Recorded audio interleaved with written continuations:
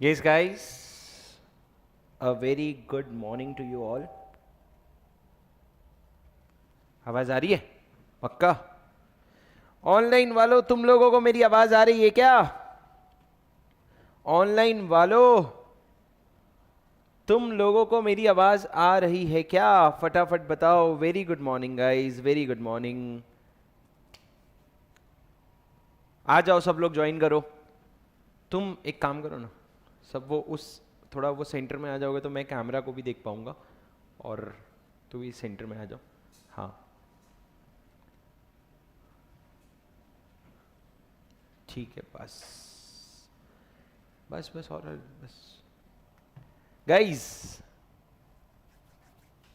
Yes guys, all right, what are we going to do today? सबसे पहले बताओ क्या हाल है तुम्हारे? पढ़ाई वढ़ाई हुई? वो नहीं बोल रहा, फोन रख बे. क्या पढ़ा था अपन ने last? Share capital and debentures. खत्म हुआ वो चैप्टर? हाँ, मैंने तुमको क्या बताया था? वो चैप्टर का जो पूरा रिवीजन है 3-3.5 घंटे में हुआ अपना, और उसका क्रिस्प रिवीजन 1.5 घंटे में वो मेरे यूट्यूब चैनल पे डाला हुआ है, तुम्हारी श्रद्धा अनुसार. ठीक है, तुम देख सकते हो. और उसके अलावा नोट्स नोट्स नोट्स नोट्स कहाँ पे मिलेंगे सर? नोट्स आपको नीचे डिस्क्रिप्शन पे लिंक मिल जाएगा, वहां से ले सकते हो. shubhamsinghal.com से जाके ले सकते हो. मैंने क्या बोला? जल्दी जल्दी नोट्स ले लो, क्योंकि आप अक्टूबर के महीने में नोट्स चेंज करने की हालत में नहीं रहोगे. तो फटाफट नोट्स मंगवा लो, आप तक जल्द ही पहुंच जाएंगे. ओके गाइस, चलो कौन कौन आया है अटेंडेंस लगवाओ. मेरे को नाम तो दिखे कुछ. चोखा आ गया, प्रशांत आ गया. प्रशांत सर, आज हम क्या रिवीजन करने वाले? Accounts of companies. पढ़ के आए हो? अब कहां बच के जाओगे? पढ़ के आए हो? हाँ, पूरा एकदम जीरो से. आखिरी बार कब पढ़ा था? क्लास में 6 महीने पहले. अच्छा, क्लास में पढ़ा ही नहीं था. ठीक है, वेरी गुड. चलो sir, we will start full energy. ठीक है, लास्ट तक बहुत सारी चीजें हैं, याद हो जाएगी. बहुत आसान भी है और बहुत कॉन्सेप्चुअल भी है, बहुत सारे चेंजेस भी हैं. अगर आपके पास कोई नोट्स है तो ध्यान रखना, काफ़ी सारे छोटे मोटे अमेंडमेंट्स भी हैं, तो कुछ अगर पुराने चीज़ें लिखी हुई है अपने नोट्स में तो अपडेट कर लेना. ठीक है सर, चैप्टर का नाम है चैप्टर 9 अकाउंट्स ऑफ कंपनीज. कितने मार्क्स का आता है ये चैप्टर? ये चैप्टर आपके एग्जाम में आता है 6 से 7 नंबर का. 6 से 7 नंबर का ये चैप्टर आपके एग्जाम में आता है, और बहुत ही प्रैक्टिकली इंपॉर्टेंट चैप्टर है सर. ये चैप्टर जो है ये आपको ऑडिट में भी काम आता है. एक सेकेंड, तू छोड़ा पहले. करूं? आगे बढ़ो, इसको भी छोड़ना है.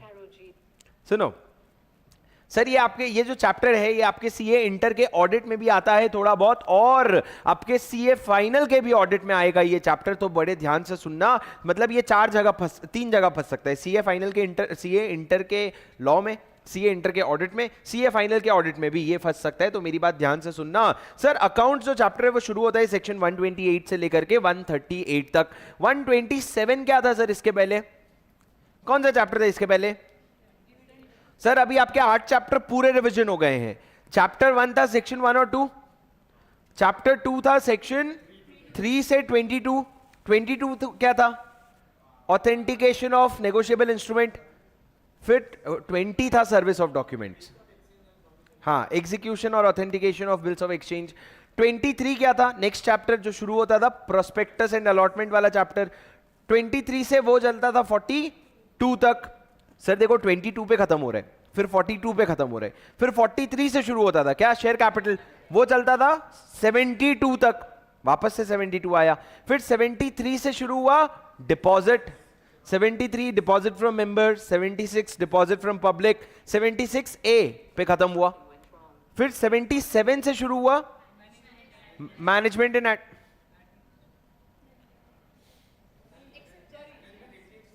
Registration of charges. 77 से शुरू हुआ रजिस्ट्रेशन ऑफ चार्जेस, वो गया 87 तक. 88 से शुरू हुआ मैनेजमेंट एंड एडमिनिस्ट्रेशन, वो गया 122 तक. फिर से 122 आया. फिर उसके बाद 123 से शुरू हुआ डिविडेंड, जो खत्म हुआ 127 पे. तो एक चीज नोटिस किए, चैप्टर या तो 2 पे खत्म हो रहा है या 7 पे, 22, 42,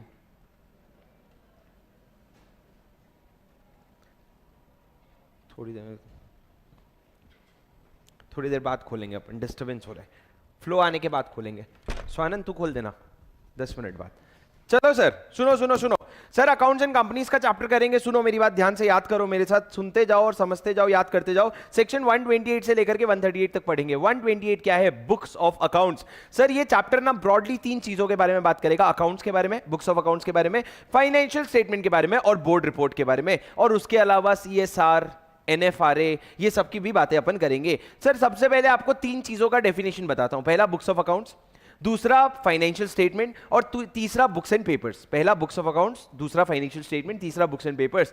फाइनेंशियल स्टेटमेंट का डेफिनेशन अपन ने एक बार पढ़ लिया है सर। फाइनेंशियल स्टेटमेंट कहां पे डिफाइन था? Section 2 clause 40। फाइनेंशियल स्टेटमेंट में 5 चीजें आती है, balance sheet, P&L, cash flow statement, अरे बोलो, balance sheet, P&L, cash flow statement, notes, fourth statement of changes in equity, और फिफ्थ आपका एक्सप्लेनेटरी नोट्स, जो आपका नोट्स टू अकाउंट्स होता है। प्रॉफिट एंड लॉस स्टेटमेंट की जगह एनपीओ के केस में हम बोलते हैं income and expenditure statement. 4 companies ऐसे हैं जिनको कैश फ्लो स्टेटमेंट नहीं बनाना पड़ता है। 1% company, small company, dormant company और a private company which is registered as a startup. फिर से बोलो, 1% company, small company, dormant company, private company which is registered as a startup. तो 5 चीजें आती है और ये 4 कंपनी को CFS नहीं बनाना पड़ता है। उनके पास ऑप्शन है, बनाना चाहे तो बना सकते हैं, नहीं बनाना चाहे तो नहीं बना सकते हैं। ये क्या है सर? ये है फाइनेंशियल स्टेटमेंट। अब सर फाइनेंशियल स्टेटमेंट जो होता है ना, वो एकदम फॉर्मेटेड मस्त ऐसा फॉर्मल स्टेटमेंट होता है, पर उसी के बैकएंड पे जो वर्किंग होती है उसको हम कहते हैं books of accounts. Books of accounts क्या होता है सर? बुक्स ऑफ अकाउंट्स मतलब एक ऐसा अकाउंट्स जिसमें तुम कितने सेल्स हुए, कितने परचेजेस हुए उसको रिकॉर्ड कर रहे हो, कितने असेट्स हैं, कितने लाइबिलिटीज हैं उसको रिकॉर्ड कर रहे हो, कितना कैश आया, कितना कैश गया वो रिकॉर्ड कर रहे हो। सर इन्होंने बैलेंस शीट, P&L और कैश फ्लो नहीं लिखा, क्यों? क्योंकि वो तो फॉर्मल डॉक्यूमेंट है। ये इनफॉर्मल है, इसलिए इन्होंने लिखा कि रिकॉर्ड्स है किस चीज का। बुक्स ऑफ अकाउंट्स क्या होता है? देखो, books of accounts includes records maintained in respects of sum of money received and expended, cash flow, sales and purchase, assets and liabilities और items of cost under section 148। cost के records को भी books of accounts में माना जाता है। तो 4 चीजें books of accounts में आती है सर। 4 चीजें क्या आती है पता है? Balance sheet, P&L, cash flow statement और आपका कॉस्ट का रिकॉर्ड्स। अब सर ये हो गया books of accounts. Books and paper क्या है? बुक्स एंड अकाउंट्स अगर ये है तो बुक्स एंड पेपर बड़ा वर्ड है। बुक्स एंड पेपर में बुक्स ऑफ अकाउंट्स इंक्लूड होता है, बुक्स एंड पेपर्स में बुक्स ऑफ अकाउंट्स इंक्लूड होता है। तो उसके अलावा बुक्स एंड पेपर्स में और क्या आता है सर? बहुत चीजें आती है, जैसे कि आपका डीड्स हो गया, वाउचर्स हो गया, राइटिंग्स हो गया, डॉक्यूमेंट्स, मिनट्स, रजिस्टर्स, ये सारी चीजें आपके बुक्स ऑफ अकाउंट्स में आ जाती है, बुक्स एंड पेपर में आ जाती है। So books and paper includes books of accounts and other things which is maintained on paper और इलेक्ट्रॉनिक फॉर्म। समझे सर? समझा? क्या समझा? 3 डेफिनेशन हमने पढ़ा। फाइनेंशियल स्टेटमेंट मतलब एक proper formal statement, books of accounts मतलब उसका बैकएंड का वर्किंग, और बुक्स एंड पेपर क्या होता है? बुक्स ऑफ अकाउंट्स के अलावा और भी चीज जैसे कि डीड्स, डॉक्यूमेंट्स, राइटिंग्स, रजिस्टर्स, ये सारे आपके बुक्स एंड पेपर में आ जाता है। अब उसके बाद हम क्या पढ़ेंगे सर? हम शुरू करेंगे सेक्शन 128 से। सेक्शन 128 किस बारे में बात करता है? सुनना, सेक्शन 128 ब्रॉडली बात करता है बुक्स ऑफ अकाउंट्स के बारे में। बुक्स ऑफ अकाउंट्स मतलब क्या sir? Soon low, books of accounts क्या मैं ये बोल सकता हूं ये वो रिकॉर्ड्स हैं जो फाइनेंशियल स्टेटमेंट बनाने में हेल्प करते हैं? क्या मैं ये बोल सकता हूं बुक्स ऑफ अकाउंट्स वो रिकॉर्ड्स हैं जो फाइनेंशियल स्टेटमेंट बनाने में हेल्प करते हैं? सर बुक्स ऑफ अकाउंट्स कौन मेंटेन करता है? शेयर होल्डर्स की बोर्ड ऑफ डायरेक्टर। कंपनी का डायरेक्टर मेंटेन करता है बुक्स ऑफ अकाउंट्स की शेयर होल्डर मेंटेन करेगा? डायरेक्टर, या तो डायरेक्टर खुद मैनेज करेगा या किसी लोगों को असाइन करेगा। क्या मैं ये बोल सकता हूं कंपनी का जो CFO है वो बुक्स ऑफ अकाउंट्स मेंटेन करेगा?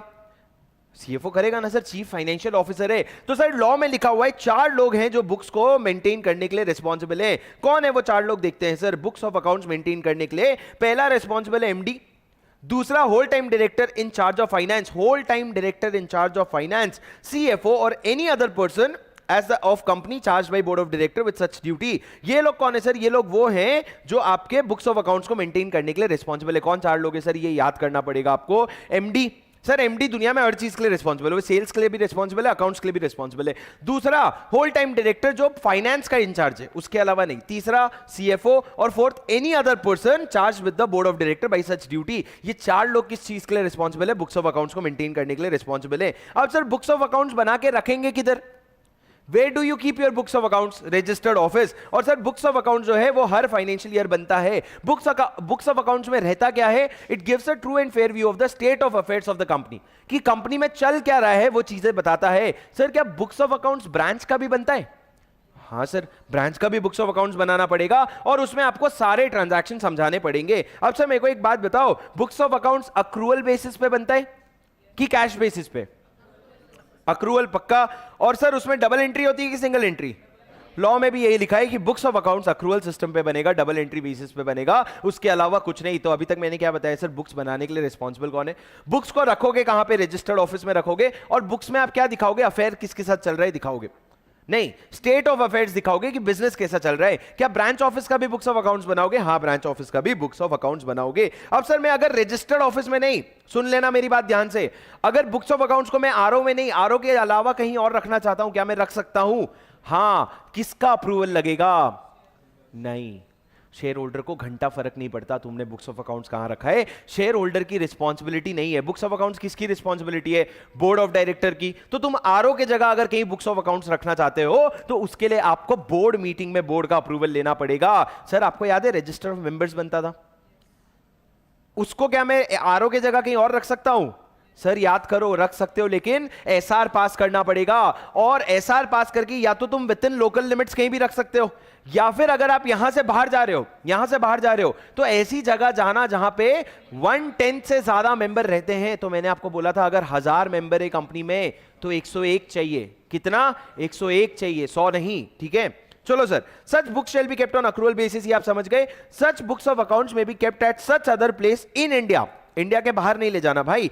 And inform ROC with in 7 days of such decision by filing AOC 5. ये पड़ोस वाली आंटी को सब बताना पड़ता आरओसी को. सर आरओसी अभी तक 30 दिन और 30 दिन पे चल रहा था. ये वाला देखो कहती है मेरे को 7 दिन में बता देना. जैसे ही तुम्हारा बुक्स ऑफ अकाउंट्स तुमने यहां से उठा के कहीं और डाला, 7 दिन के अंदर अंदर मेरे को बता देना कि तुमने अपना बुक्स ऑफ अकाउंट्स यहां रजिस्टर्ड ऑफिस में नहीं कहां रखा है. सर शेयर होल्डर का अप्रूवल लगेगा?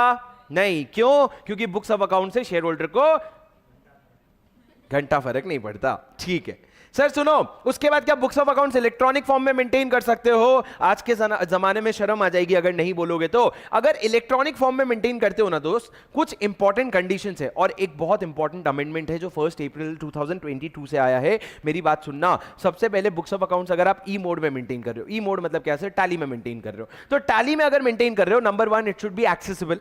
Number 1 it should be accessible. Number 2, जो अकाउंटिंग सॉफ्टवेयर आप यूज कर रहे हो ना, टैली मान लो, वो अकाउंटिंग सॉफ्टवेयर में 3 चीजें होनी चाहिए. वो अकाउंटिंग सॉफ्टवेयर में 3 चीजें होनी चाहिए. ये 3 चीजें अमेंडमेंट है. सबसे पहला, वो अकाउंटिंग सॉफ्टवेयर ऑडिट ट्रेल रख सके ऐसा होना चाहिए. ऑडिट ट्रेल मतलब आपने पहले एक ट्रांजैक्शन डाला, फिर डिलीट किया, फिर डाला, फिर डिलीट किया, फिर एडिट किया, ये सारा ट्रेल मेंटेन हो, ऐसा सॉफ्टवेयर में कैपेबिलिटी होनी चाहिए. दूसरा, ये जो आपने ऑडिट ट्रेल का ऑप्शन है ना, इसको डिसेबल करने का ऑप्शन नहीं होना चाहिए. वो सॉफ्टवेयर में there should not be an option to disable the audit trail. और तीसरा, वो सॉफ्टवेयर पूरा एडिट लॉग मेंटेन करता हो, उस तरह का सॉफ्टवेयर होना चाहिए. एडिट लॉग मतलब सर जैसे अपना कॉल लॉग होता है, वैसे ही एडिट लॉग मतलब क्या क्या एडिट हुआ है वो सारी चीजें बताने के लिए. ये देखो क्या लिखा है sir, for financial year commencing after 1 April 2022, every company using accounting software for maintaining books of accounts shall use only such software which has the following 3 features. पहला, audit trail. दूसरा, audit trail cannot be disabled. तीसरा, creating an edit log and date of such changes. आप जो भी changes कर रहे हो उसका पूरा डेट बन रहा है. अब सर मन में एक सवाल आता है, ऑडिट ट्रेल और एडिट लॉग में फर्क क्या होता है? ऑडिट ट्रेल में ये भी आता है कि कौन सी एंट्री पहले पास हुई, कौन सी एंट्री बाद में पास हुई, क्या एंट्री थी, क्या एंट्री किया तुमने. पर एडिट लॉग में सिर्फ चेंजेस आते हैं. जैसे कि अमाउंट 10,000 था, उसको चेंज करके आपने 11,000 किया, तो वो एडिट लॉग में आता है. ऑडिट ट्रेल में पूरा आपने टैली खोलने से लेके बंद करने तक क्या किया, वो पूरा ऑडिट ट्रेल में आता है. उसके बाद सर मैंने पहले क्या कहा था, एक्सेसिबल होना चाहिए. सर इसको याद नहीं करना है. याद आपको 3 चीजें करनी थी कि जो अकाउंटिंग सॉफ्टवेयर आप यूज कर रहे हो उसके 3 फीचर. ऑडिट ट्रेल डिसेबल नहीं हो सकता, लॉग मेंटेन कर रहा है along with the date. Audit trail disable नहीं हो सकता, लॉग मेंटेन कर रहा है अलॉन्ग विद द डेट. ये 3 फीचर्स हो गए. उसके अलावा और क्या चीजें होनी चाहिए सर? अगर आप कोई ई मोड में रिकॉर्ड्स रख रहे हो तो ओरिजिनल फॉर्मेट में रखो, उसको बहुत ज्यादा चेंज मत करो. ऐसा नहीं कि कोई और फॉर्मेट में डेटा आ रहा है उसको आप एडिट करके अपडेट कर रहे हो, आप उसको ओरिजिनल फॉर्मेट में रखो. सर ब्रांच ऑफिस होते हैं, ब्रांच ऑफिस का भी बुक्स ऑफ अकाउंट्स होता है, वो हमारे पास आ रहे हैं तो वो भी ऐसे ही अपलोड करना जैसे आया था.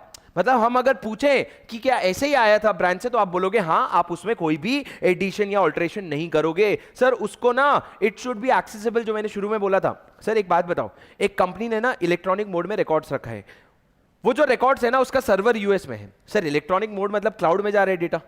भाई क्लाउड मतलब वो नहीं, बादल नहीं, क्लाउड मतलब सर्वर, सर्वर में जा रहे डेटा। अब सर सर्वर में डेटा जा रहा है, हमने कंपनी को जाके बोला बुक्स ऑफ अकाउंट्स दे, तो बोला नहीं वो तो यूएस के सर्वर में पड़ा है, हम एक्सेस नहीं कर सकते। कोई सेंस बनता है? नहीं sir, it should be accessible. हमने एक्सेस किया, डाउनलोड किया, हमको अरेबिक लैंग्वेज में फाइनेंशियल स्टेटमेंट मिला, चलता गया। नहीं, it should be legible, it should be legible, पढ़ने लायक होना चाहिए, लेजिबल लैंग्वेज होना चाहिए, और ऐसी छोटी छोटी बातें होनी चाहिए।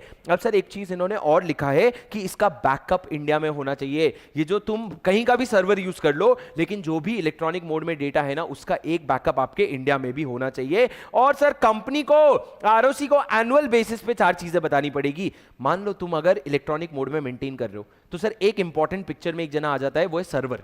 कौन? सर्वर। अब सर सर्वर का नाम क्या है सर्विस प्रोवाइडर का, उसका आईपी क्या है, उसका लोकेशन क्या है, और अगर बुक्स क्लाउड में मेंटेन्ड है तो address of the service provider. ये सारी चीजें आपको आरओसी को देनी पड़ती है। सर याद नहीं करना है, याद 3 चीजें, ऑडिट ट्रेल डिसेबल नहीं हो सकता, along with edit log, along with date, बस। अब सर सुनो, बहुत इंपॉर्टेंट पॉइंट, बहुत इंपॉर्टेंट पॉइंट, ये एमसीक्यू में आएगा आपके, सुन लो। सर अगर एक ब्रांच ऑफिस है मेरा, मैं यहां मुंबई में ऑफिस कर रहा हूं, मेरा एक ब्रांच दिल्ली में है, तो उसका भी बुक्स ऑफ अकाउंट्स यहां मेंटेन होगा क्या? नहीं सर, प्रैक्टिकली पॉसिबल नहीं है, उसका बुक्स ऑफ अकाउंट्स वहीं मेंटेन होगा। तो सर पर बुक्स ऑफ अकाउंट्स अगर वहां मेंटेन हो रहा है, मतलब तुम रजिस्टर्ड ऑफिस में बुक्स नहीं रख रहे हो, तो चलेगा क्या? लॉ ने बोला हाँ चलेगा, अगर ब्रांच ऑफिस अपना बुक्स ऑफ अकाउंट्स उधर मेंटेन करना चाहता है चलेगा, पर उसको बोलो समय समय पे क्या भेज दे, हमको बैकअप भेज दे। तो sir proper books of accounts are kept at that office. क्या लिखा है सर? मेरा company has branch office in India और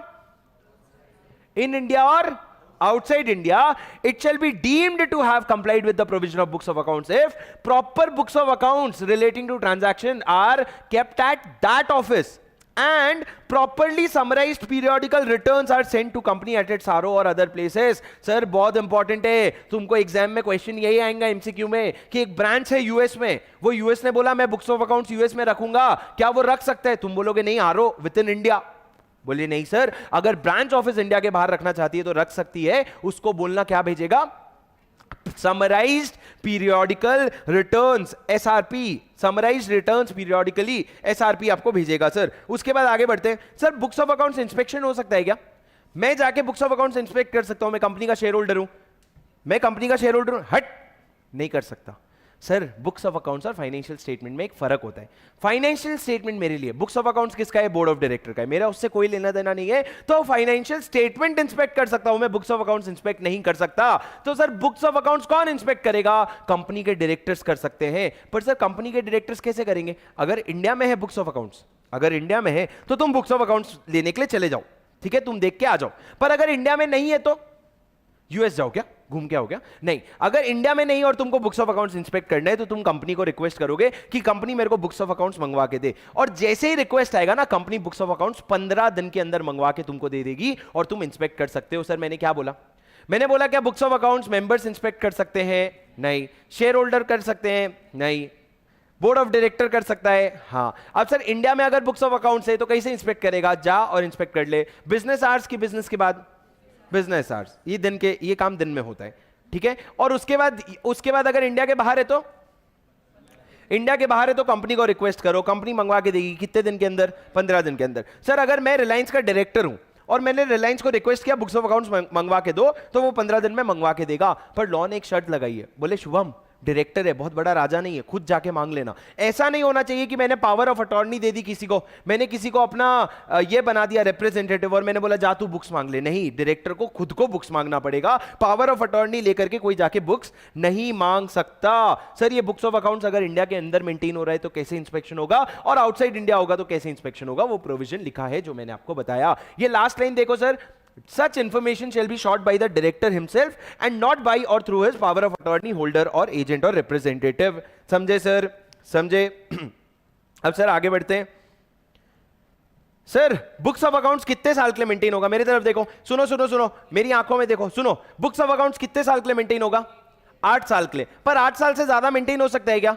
सर जब नीरव मोदी की कंपनी थी ना, वहां पे रेड पड़ी थी, वहां पे इन्वेस्टिगेशन हुआ था, तो सेंट्रल गवर्नमेंट के जो ऑफिसर्स आए थे वो बोल के गए थे साले 20 साल तक ये बुक्स ऑफ अकाउंट्स डिस्पोज मत करना, तो वो 20 साल तक मेंटेन करेगा। तो यूजुअली कितने साल मेंटेन होता है सर? 8 financial year. बट अगर सेंट्रल गवर्नमेंट ने इन्वेस्टिगेशन किया और ऑर्डर पास किया कि 8 साल से ज्यादा मेंटेन करना है, तो उतना मेंटेन करना पड़ेगा आपको। सर एक कंपनी को इनकॉर्पोरेट होकर 5 साल हुआ है, तो 8 साल के लिए कैसे मेंटेन करेगी? नहीं कर सकती ना, तो तू 5 साल के लिए मेंटेन कर ले। अब सर कौन रिस्पॉन्सिबल है? मैंने बोला 4 लोग रिस्पॉन्सिबल है, मेरे साथ एक बार बोलो जुबा केसरी। पहला एमडी, दूसरा whole time director in charge of finance, तीसरा CFO, fourth any other person concern. ये लोग क्या है? ये लोग 4 लोग हैं जो रिस्पॉन्सिबल हैं। और सर ये जो पूरा सेक्शन था, ये बुक्स ऑफ अकाउंट्स की बात किया, फाइनेंशियल स्टेटमेंट की बात नहीं किया। सर अब बात करते हैं 129 फाइनेंशियल स्टेटमेंट की। फाइनेंशियल स्टेटमेंट के बारे में 3 पॉइंट्स। तुम सोचो 3 पॉइंट्स कितने बोले मैंने? अगर ये 3 points about financial statement, 3 points about board report करूं ना, इंस्टाग्राम के रील्स बना सकता हूं मैं लाखों। हर जगह 3 ही पॉइंट है भाई। अब 3 पॉइंट फाइनेंशियल स्टेटमेंट के बारे में। पहला पॉइंट, फाइनेंशियल स्टेटमेंट में दिखता क्या है सर? फिर से अफेयर।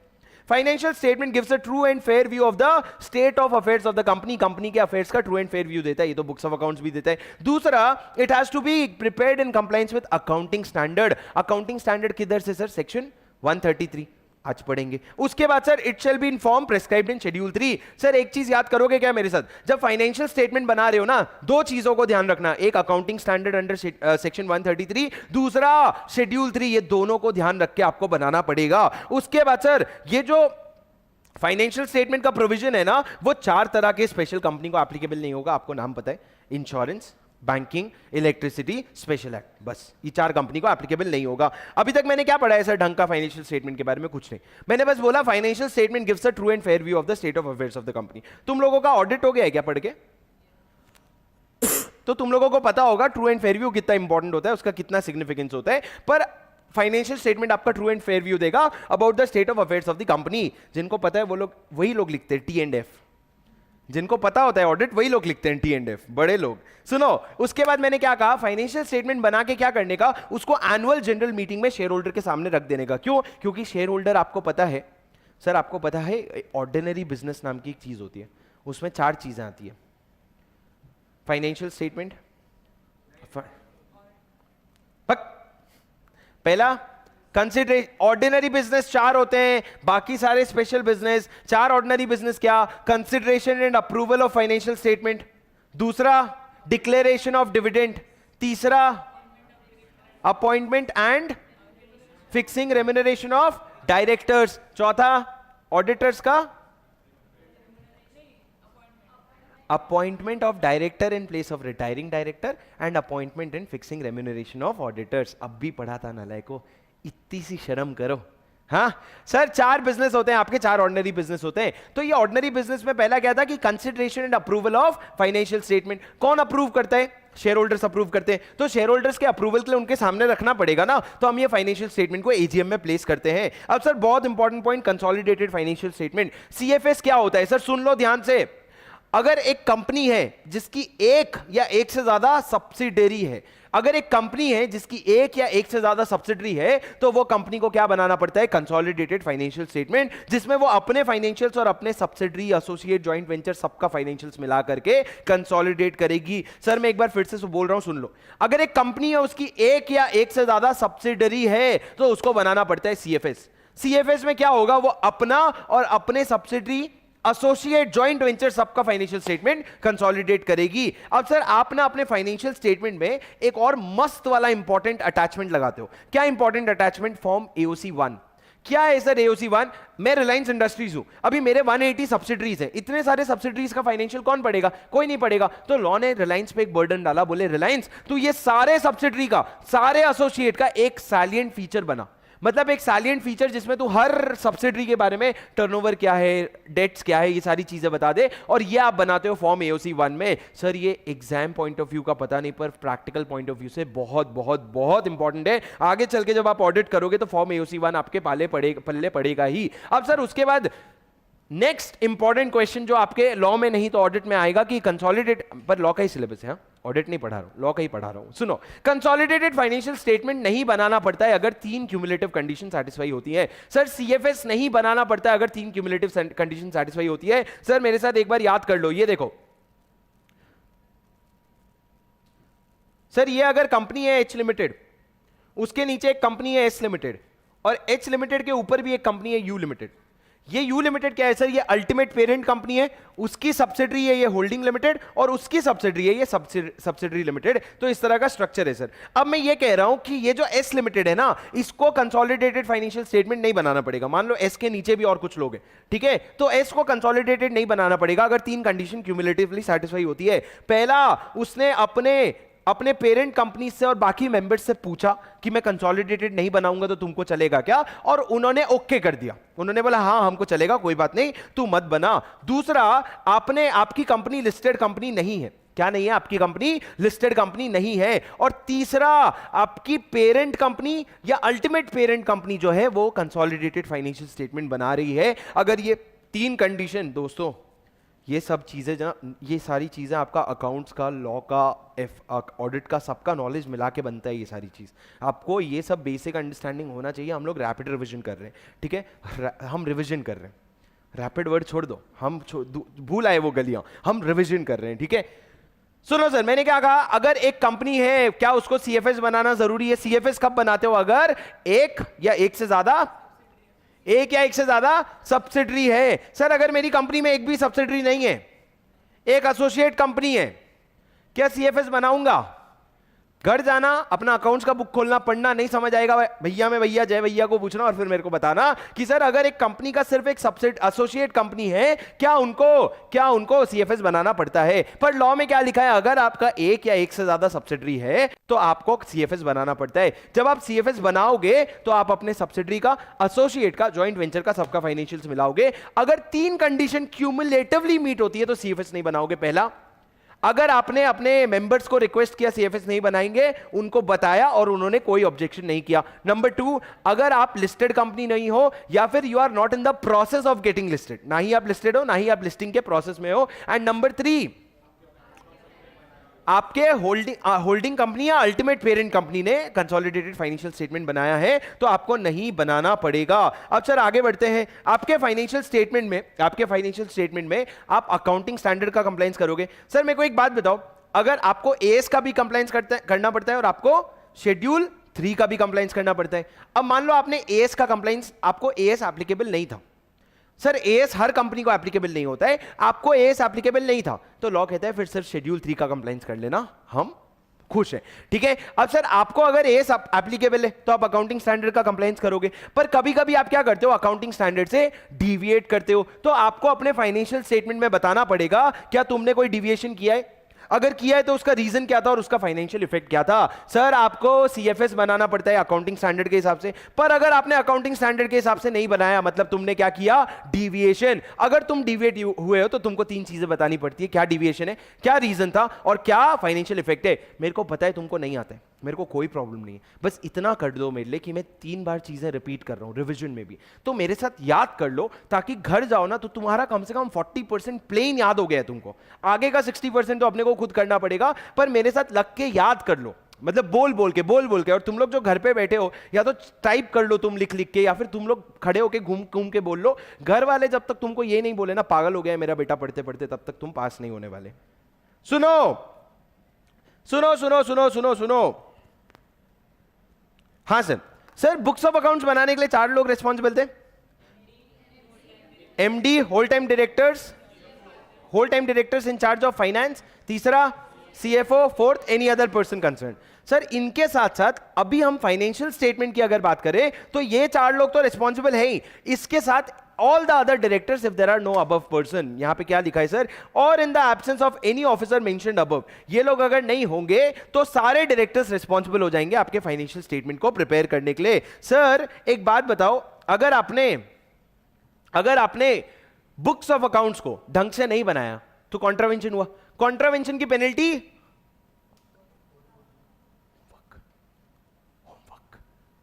नहीं सर, कॉन्ट्रावेंशन की पेनल्टी क्या है? Fine which shall not be less than 50,000 rupees which may extend up to 5 lakh rupees. Sir 50,000 से 5 लाख रुपए तक का फाइन, क्या चीज के लिए? बुक्स ऑफ अकाउंट्स के लिए। लेकिन अगर आप फाइनेंशियल स्टेटमेंट की बात करोगे तो वहां पे फाइन है जेल अप टू 1 ईयर, और फाइन मिनिमम 50,000 से 5 लाख रुपए। मतलब सर बुक्स ऑफ अकाउंट्स का कॉन्ट्रवेंशन करोगे ना 50,000 से 5 लाख है, लेकिन फाइनेंशियल स्टेटमेंट का कॉन्ट्रवेंशन करोगे ना तो जेल भी आ जाएगा 1 साल तक का। क्यों सर? क्योंकि financial statement is a public document. ठीक है, अब आगे बढ़े सर। अब सर बहुत इजी और बहुत मजेदार सेक्शन, तुम लोगों को थोड़ा थोड़ा पता होना चाहिए। Section 129A। 129A क्या है sir? Periodical financial returns, periodical financial statements या पीरियोडिकल फाइनेंशियल रिजल्ट्स। सर आपको पता है लिस्टेड कंपनीज ना, अरे लिस्टेड कंपनी ना फाइनेंशियल ईयर का तो ऑडिट करती है पर क्वार्टरली लिमिटेड रिव्यू करती है। क्या करती है? Quarterly limited review. हर क्वार्टर में ऑडिट तो नहीं हो सकता, लिमिटेड रिव्यू होता है। पर ये किसके लिए एप्लीकेबल था? लिस्टेड कंपनी के लिए। लेकिन लॉ ने बोला यार लिस्टेड कंपनी से तो इतनी ज्यादा हमारी अनलिस्टेड पब्लिक कंपनीज है, उनको भी हमको मॉनिटर करना पड़ेगा। कि तो लॉ ने ये बोला कि कुछ अनलिस्टेड कंपनीज हम प्रेस्क्राइब करेंगे। प्रेस्क्राइब अभी तक उन्होंने किया नहीं है, बस उन्होंने पावर ले लिया है। Sir section 129A it clearly shows that it is an amended section. बाद में आया है, 129 बन गया, 130 बन गया, लॉ पब्लिश हो गया, उसके बाद इन्होंने 129A ऐड किया है। तो सर यहां पे इन्होंने क्या बोला? जो अनलिस्टेड कंपनीज होते हैं ना उनको 4 कंडीशन मीट कर 4 चीजें लगेगी। पहला, उनको हम बोलेंगे तुम्हारा क्वार्टरली या सच पीरियड का रिटर्न्स बनाने के लिए हम तुमको बोलेंगे तुम अपना रिटर्न्स बनाओ। दूसरा, हम बोलेंगे उस पे बोर्ड का अप्रूवल लो, उसको बोर्ड से अप्रूव करवाओ। तीसरा, हम बोलेंगे उसका ऑडिट करवाओ या लिमिटेड रिव्यू करवाओ, या तो ऑडिट करवाओ या लिमिटेड रिव्यू करवाओ। और चौथा, उसको 30 डेज के अंदर आरओसी के पास फाइल करो। ये 4 चीजें हम तुमको बोल सकते हैं। कौन से कंपनीज को वो अभी हम बताएंगे, वो हमने अभी बताया नहीं है, पर अनलिस्टेड पब्लिक कंपनी एज में बी प्रिस्क्राइब्ड। सर समझे क्या 4 चीजें हैं? बोलो।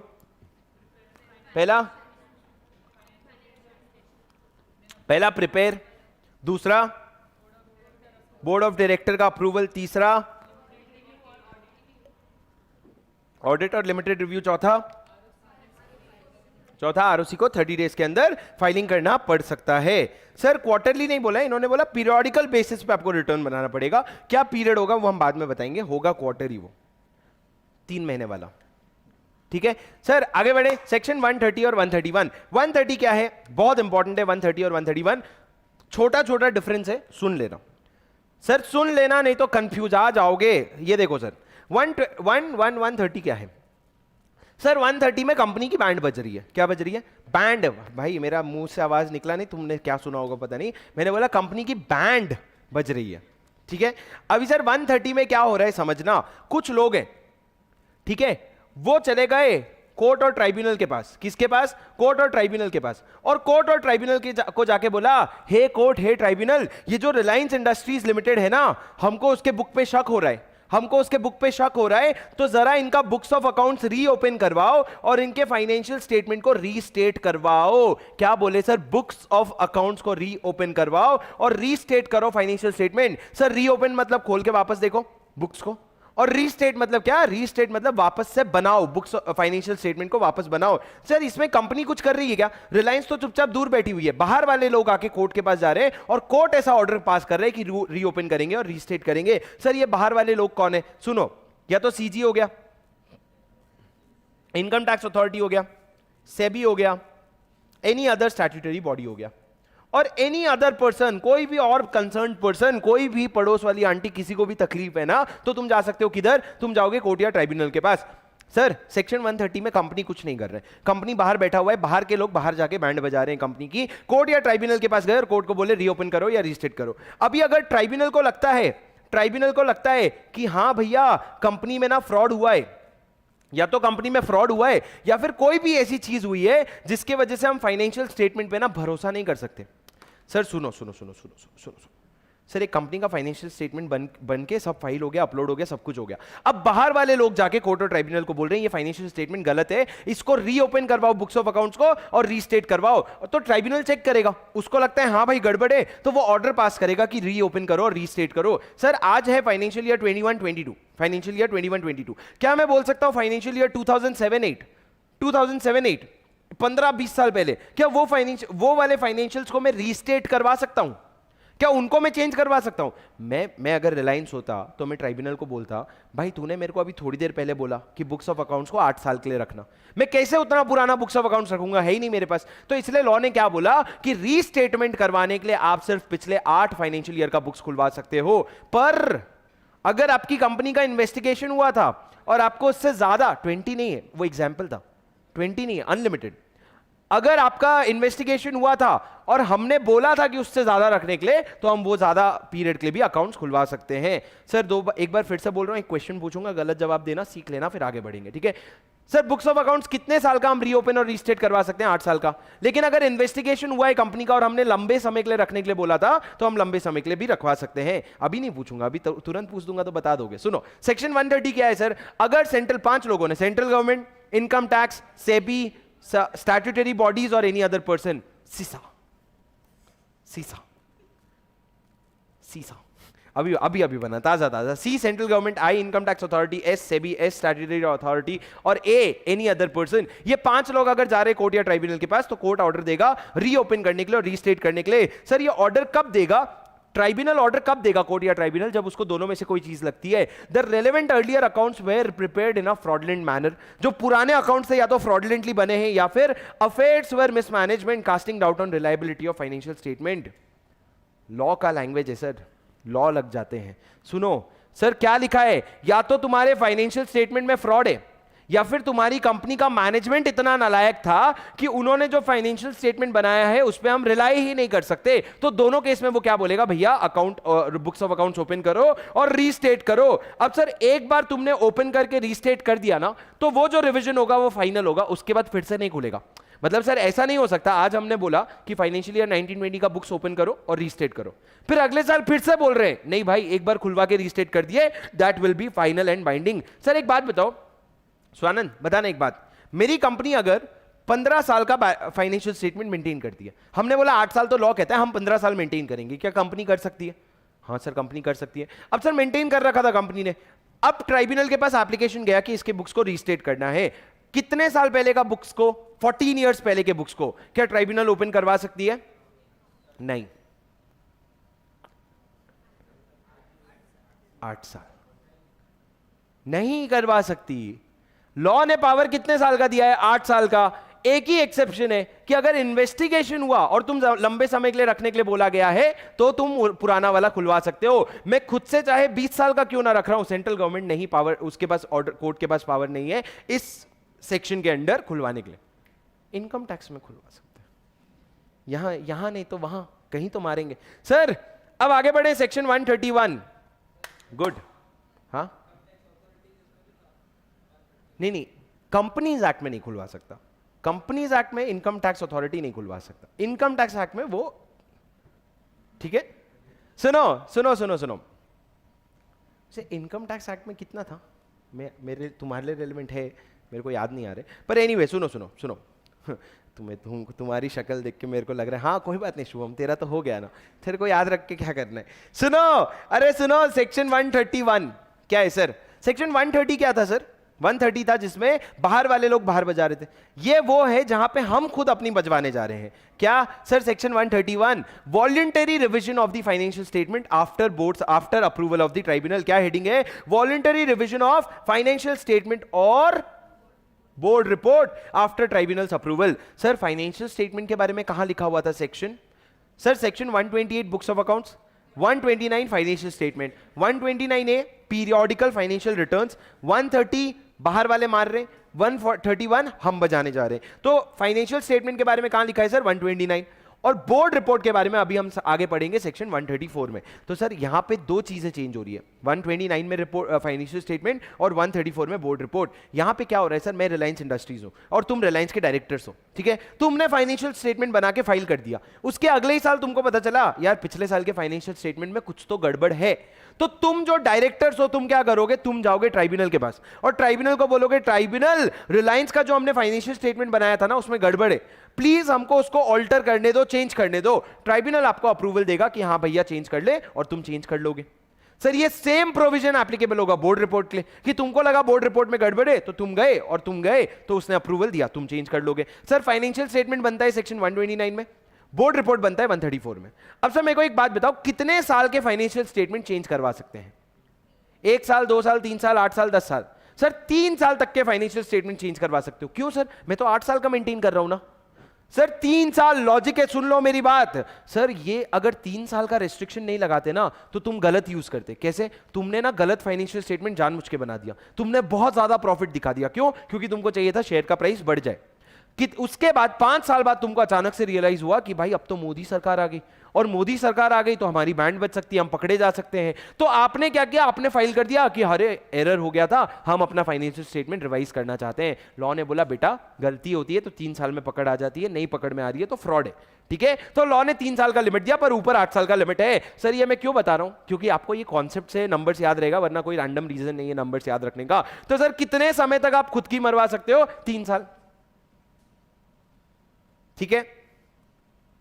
फाइनेंशियल स्टेटमेंट और बोर्ड रिपोर्ट एडिट करवा सकते हो। सर ये वॉल्यूंटरी लिखा है, लॉ में लिखा है वर्ड वॉल्यूंटरी, लॉ में लिखा है वॉल्यूंटरी, पर आपको ट्राइब्यूनल का अप्रूवल लगेगा। अगर ट्राइब्यूनल अप्रूव नहीं करेगा तो आप नहीं चेंज कर सकते। सर एक बार और कॉन्सेप्ट सुन लो, प्रॉमिस है, एक क्वेश्चन पूछूंगा, प्रॉमिस प्रॉमिस गलत जवाब दोगे, शर्त लगा लो तुम, ठीक है। मेरे क्लास वाले बस तुमको याद ना आ जाए क्लास का, पर उसके अलावा शर्त लगा लो तुम। सर सुनो, पक्का रेडियो, 100 की शर्त लगा लो, 1-2 लगा लो ना, आज का हो जाएगा पूरे दिन का, बोलना नहीं। सुनो सुनो सुनो, अच्छा क्रेडिट बैलेंस रख लेना, क्रेडिट, ठीक है, ड्यू स्कोर रख लेना। Section 131 voluntary revision of the boards report after tribunals approval, if it appears to the directors of the company that financial statement do not comply with 129 or board report do not comply with 134, they may prepare revised financial statement or board report in respect of any 3 preceding financial year after board tribunal's approval on application by the company, and a copy of such order shall be filed with the ROC. कहना क्या चाहते हो, कहना ये चाहते हैं कि board of directors अगर चाहे तो ट्राइब्यूनल को एप्लीकेशन देंगे, ट्राइब्यूनल अप्रूवल देगा, ट्राइब्यूनल अप्रूवल जो देगा वो एक बार तुम पड़ोस वाली आंटी को तो बताना ही है, उसके बाद तुम क्या करो, 3 फाइनेंशियल ईयर का फाइनेंशियल स्टेटमेंट को रिवाइज कर सकते हो। अब सर जैसे ही आप ट्राइब्यूनल के पास जाओगे ना, सुनो, ट्राइब्यूनल के पास खुद का कोई पावर नहीं है, ट्राइब्यूनल एक तरह का मीडिएटर है। जैसे ही तुम ट्राइब्यूनल के पास जाओगे, वो जाके सेंट्रल गवर्नमेंट और आईटीए इनकम टैक्स अथॉरिटी के कान भर देगा कि रिलायंस आया है रिवीजन के लिए, तेरे को चलता है क्या, वो दोनों अप्रूवल देंगे, तभी ट्राइब्यूनल अपना अप्रूवल देगा। अब सर ये लाइन क्या लिखा हुआ है, सच रिवाइज्ड फाइनेंशियल और report shall not be prepared और filed more than once in a year. एक बार से ज्यादा आप रिवाइज नहीं कर सकते, once in a financial year एक बार रिवाइज कर सकते, उससे ज्यादा रिवाइज नहीं कर सकते। और सर जो भी रिवीजन आपने किया ना, जो भी चेंजेस आपने किया, उसको आप अपने बोर्ड रिपोर्ट में डिस्क्लोज करोगे कि हमने पुराने फाइनेंशियल ईयर्स के बुक्स को चेंज किया है, ठीक है। सर सुन लो, सर हमें फाइनेंशियल ईयर 22-23 में, मान लो एक कंपनी ने बोला कि हम अपने फाइनेंशियल ईयर 2021 के बुक्स को रिवाइज करना चाहते हैं, क्या वो सेक्शन 131 में रिवाइज कर सकते हैं? सर आप बुक्स को रिवाइज नहीं कर सकते, आप फाइनेंशियल स्टेटमेंट और बोर्ड रिपोर्ट को रिवाइज कर सकते हो। ये तो मेरा ट्रिक क्वेश्चन था भी नहीं, मैं आया भी नहीं हूं वहां पे अभी तक, ये तो बच्चों वाला सवाल था। बुक्स ऑफ अकाउंट्स रिवाइज होता है क्या 131 में? नहीं, 2 ही चीजें रिवाइज होती है, फाइनेंशियल स्टेटमेंट और बोर्ड रिपोर्ट। तो पर सर टाइम लिमिट अगर देखोगे तो 3 साल तक के फाइनेंशियल स्टेटमेंट रिवाइज कर सकते हो, तो आप 2021 का रिवाइज कर सकते हो क्या? हाँ। तो सर ये शुरू हुआ फाइनेंशियल स्टेटमेंट 1 अप्रैल को, ठीक है, फाइनेंशियल ईयर। मैंने क्या किया, 31 मई को मैंने एप्लीकेशन दिया to revise financial statement for the financial year 2021। क्या मैं करवा सकता था? हाँ सर, क्योंकि it can be revised, you can make 1 revision in a financial year, तो मैं एप्लीकेशन दे सकता था। पर उसके बाद मैं वापस से समझो 30 जून को गया, कितने दिन बाद, 30 डेज बाद मैं गया और मैं ट्राइब्यूनल को बोला, ट्राइब्यूनल मैं ना अपना financial year 2021 same financial year का बोर्ड रिपोर्ट भी रिवाइज करना चाहता हूं, क्या तुम कर सकते हो? सर क्या तुम कर सकते हो? अरे ये तो बता दो यार, क्या तुम कर सकते हो? अबे ये पढ़ो, तुम तो क्वेश्चन पे भी नहीं आने दे रहे हो। Provided that such revised financial statement और report shall not be prepared और filed more than once in a year, एक बार से ज्यादा नहीं होना चाहिए, तो क्या ये कर सकते हो तुम, ये वाला? The answer is yes. Sir साल में एक बार फाइनेंशियल स्टेटमेंट रिवाइज कर सकते हो, साल में एक बार बोर्ड रिपोर्ट रिवाइज कर सकते हो। यहां पे हमने फाइनेंशियल स्टेटमेंट रिवाइज किया है, यहां पे हमने बोर्ड रिपोर्ट रिवाइज किया है, तो भले साल में एक बार है पर दोनों चीजें रिवाइज हो सकती है। क्रेडिट्स मेरे, ठीक है। चलो आगे बढ़ते। सर पर कॉन्सेप्ट समझे, कॉन्सेप्ट समझना इंपॉर्टेंट है। सर क्या कॉन्सेप्ट है कि और अच्छा सर आप जबरदस्ती इंटरप्रिटेशन कर रहे हो, आईसीआई का एमसीक्यू आया था same, must, no can't revise only once in a financial year. और वो लोग नालायक है कि पूरे ऑप्शन में पूरा लिखते हैं no such company can not revise because revision is allowed only once in a financial year. तुम बोलोगे हाँ यार ये तो प्रोविजन लिख दिया, थैंक यू, टिक। सुनो आगे बढ़ते हैं। रोहित कह रहे हैं this is given in my concept clarity check. वही तो प्रॉब्लम है, सब चीजें नोट्स में लिखी होती है। सुनो हाउ मच सर, अभी आप ना फाइनेंशियल स्टेटमेंट या फिर बोर्ड रिपोर्ट को ऑल्टर कर रहे हो, लॉ कहता है भाई थोड़ा लिमिट में ऑल्टरेशन करना, ऐसा नहीं कि अचानक से वक्त बदल दिया, जज्बात बदल दिए, ऐसा पूरा अचानक से मत बदल देना, थोड़ा लिमिटेड ऑल्टरेशन करना। लिमिटेड ऑल्टरेशन मतलब क्या, उतना ही करेक्शन करना जितना कंप्लाइंस नहीं हो रहा है। मान लो तुम्हारा एक अकाउंटिंग स्टैंडर्ड से कंप्लाई नहीं हो रहा था, तो सिर्फ उतना ही चेंज करना, पूरा फाइनेंशियल स्टेटमेंट मत चेंज कर देना। और and make necessary consequential alteration. Consequential alteration मतलब सर एक चेंज की वजह से कोई और चेंज करना पड़ रहा है तो उतना ही करना, मतलब बहुत लिमिटेड चेंजेस करना। उसके बाद सर और कुछ रेलेवेंट नहीं है। सेक्शन 131 खत्म हुआ। सर सेक्शन 131 क्या था? What was section 131? Voluntary revision. एक बार 130 और 131 का डिफरेंस बता दो मेरे को। 130 क्या था? बाहर से बाहर जाके लोग मेरी बजा रहे थे। 131 में मैं खुद की बजा रहा था। 130 में क्या था? 5 लोग जा रहे थे कोर्ट और ट्राइब्यूनल के पास। अगर उसको लगता था या तो फ्रॉड हो रहा है या मैनेजमेंट पे भरोसा नहीं कर सकते, तो वो आपको रिवीजन का ऑर्डर देता था।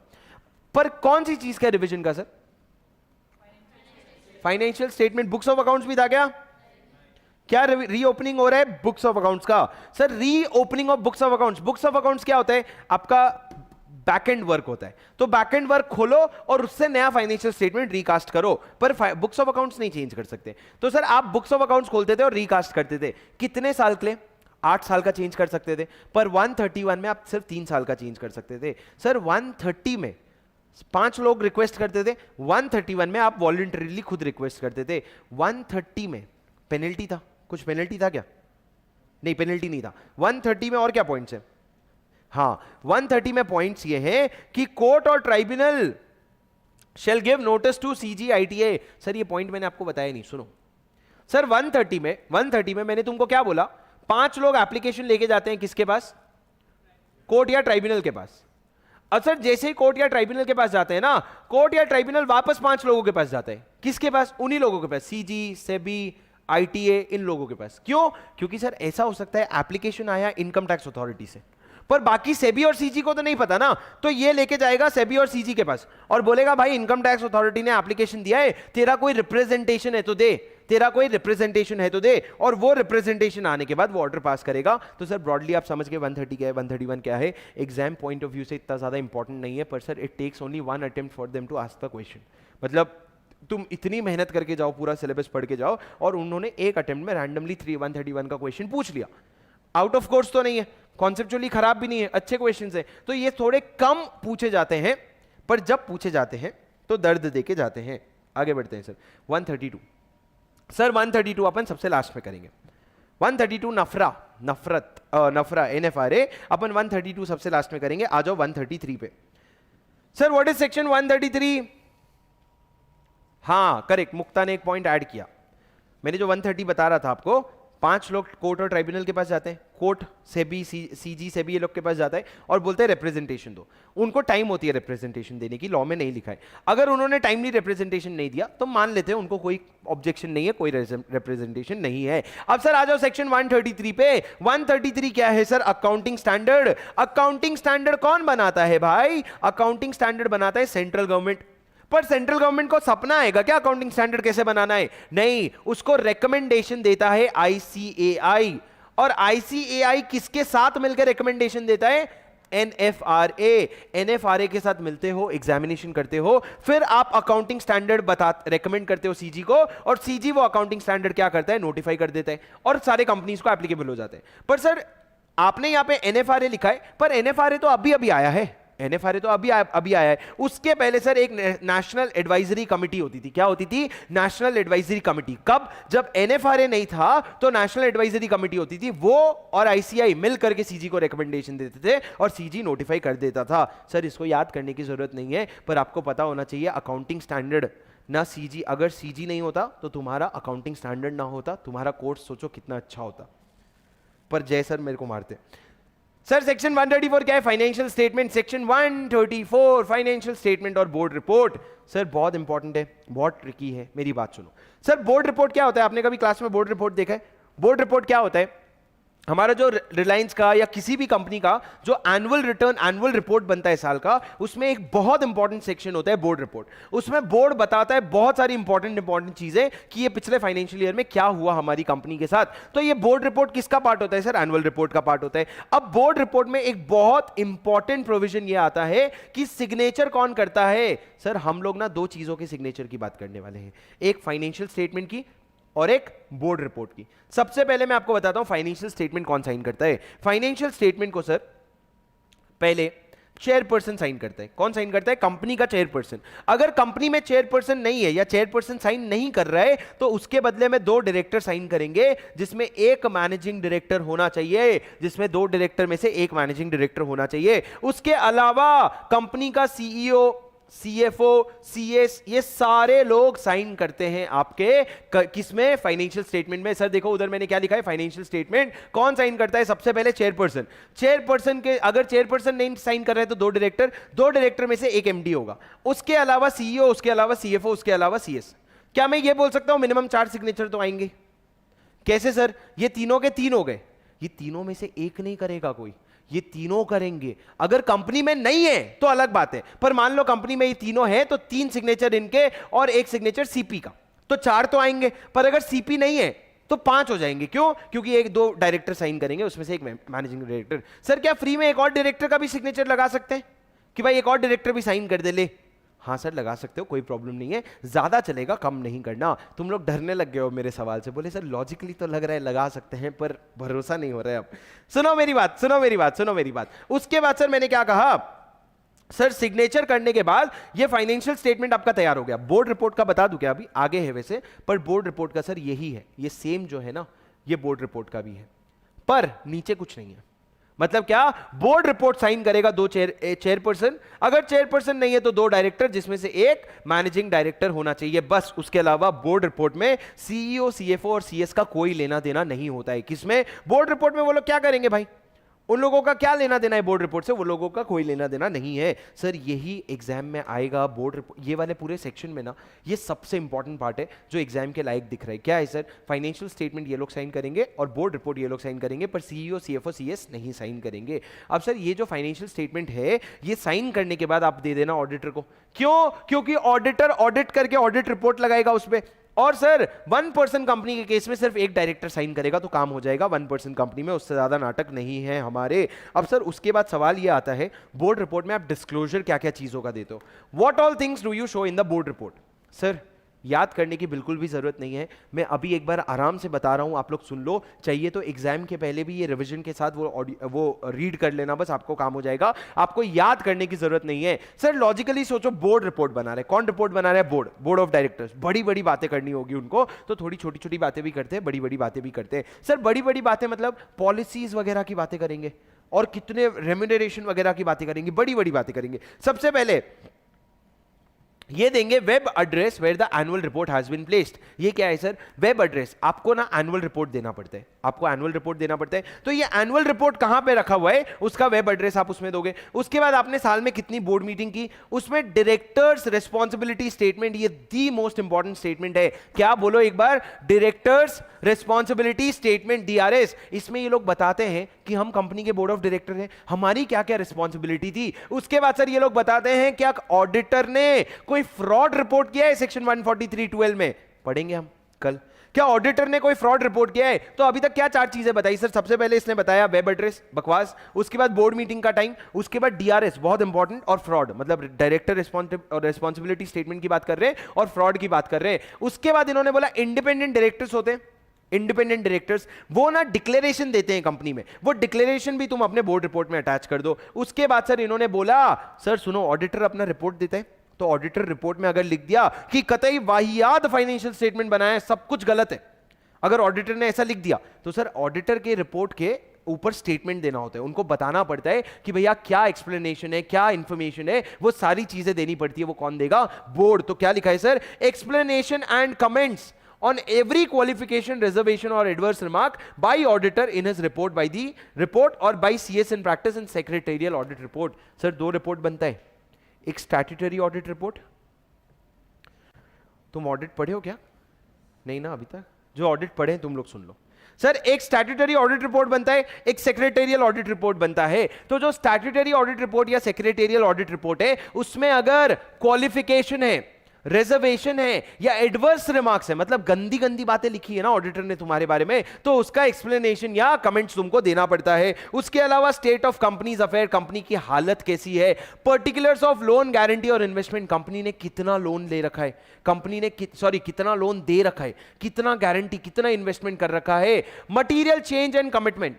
सर मैं ना एक बात बताऊं, मैं जब स्टूडेंट था ना, मैंने ना बहुत बार टीचर्स को और आईसीआई को गलत बोला है। कैसे? For example in generally speaking, यहां पे लिखा है पर्टिकुलर्स ऑफ लोन गारंटी और इन्वेस्टमेंट, मैंने बोला लोन कितना दे रखा है। क्या लगता है लोन दे रखा है कि ले रखा है? लोन क्या होता है? ले रखा होता है कि दे रखा होता है? ले रखा होता है। मेरे को लगता था अरे दे रखा है क्या बोल रहे हैं, ले रखा होगा ना, पर ये सर नीचे लिखा हुआ दिख रहा है 186, ये किधर का सेक्शन है? सीए फाइनल का। उधर समझ में आता है कि ये लोन लेता नहीं है, देता है, लेने का नहीं देने का।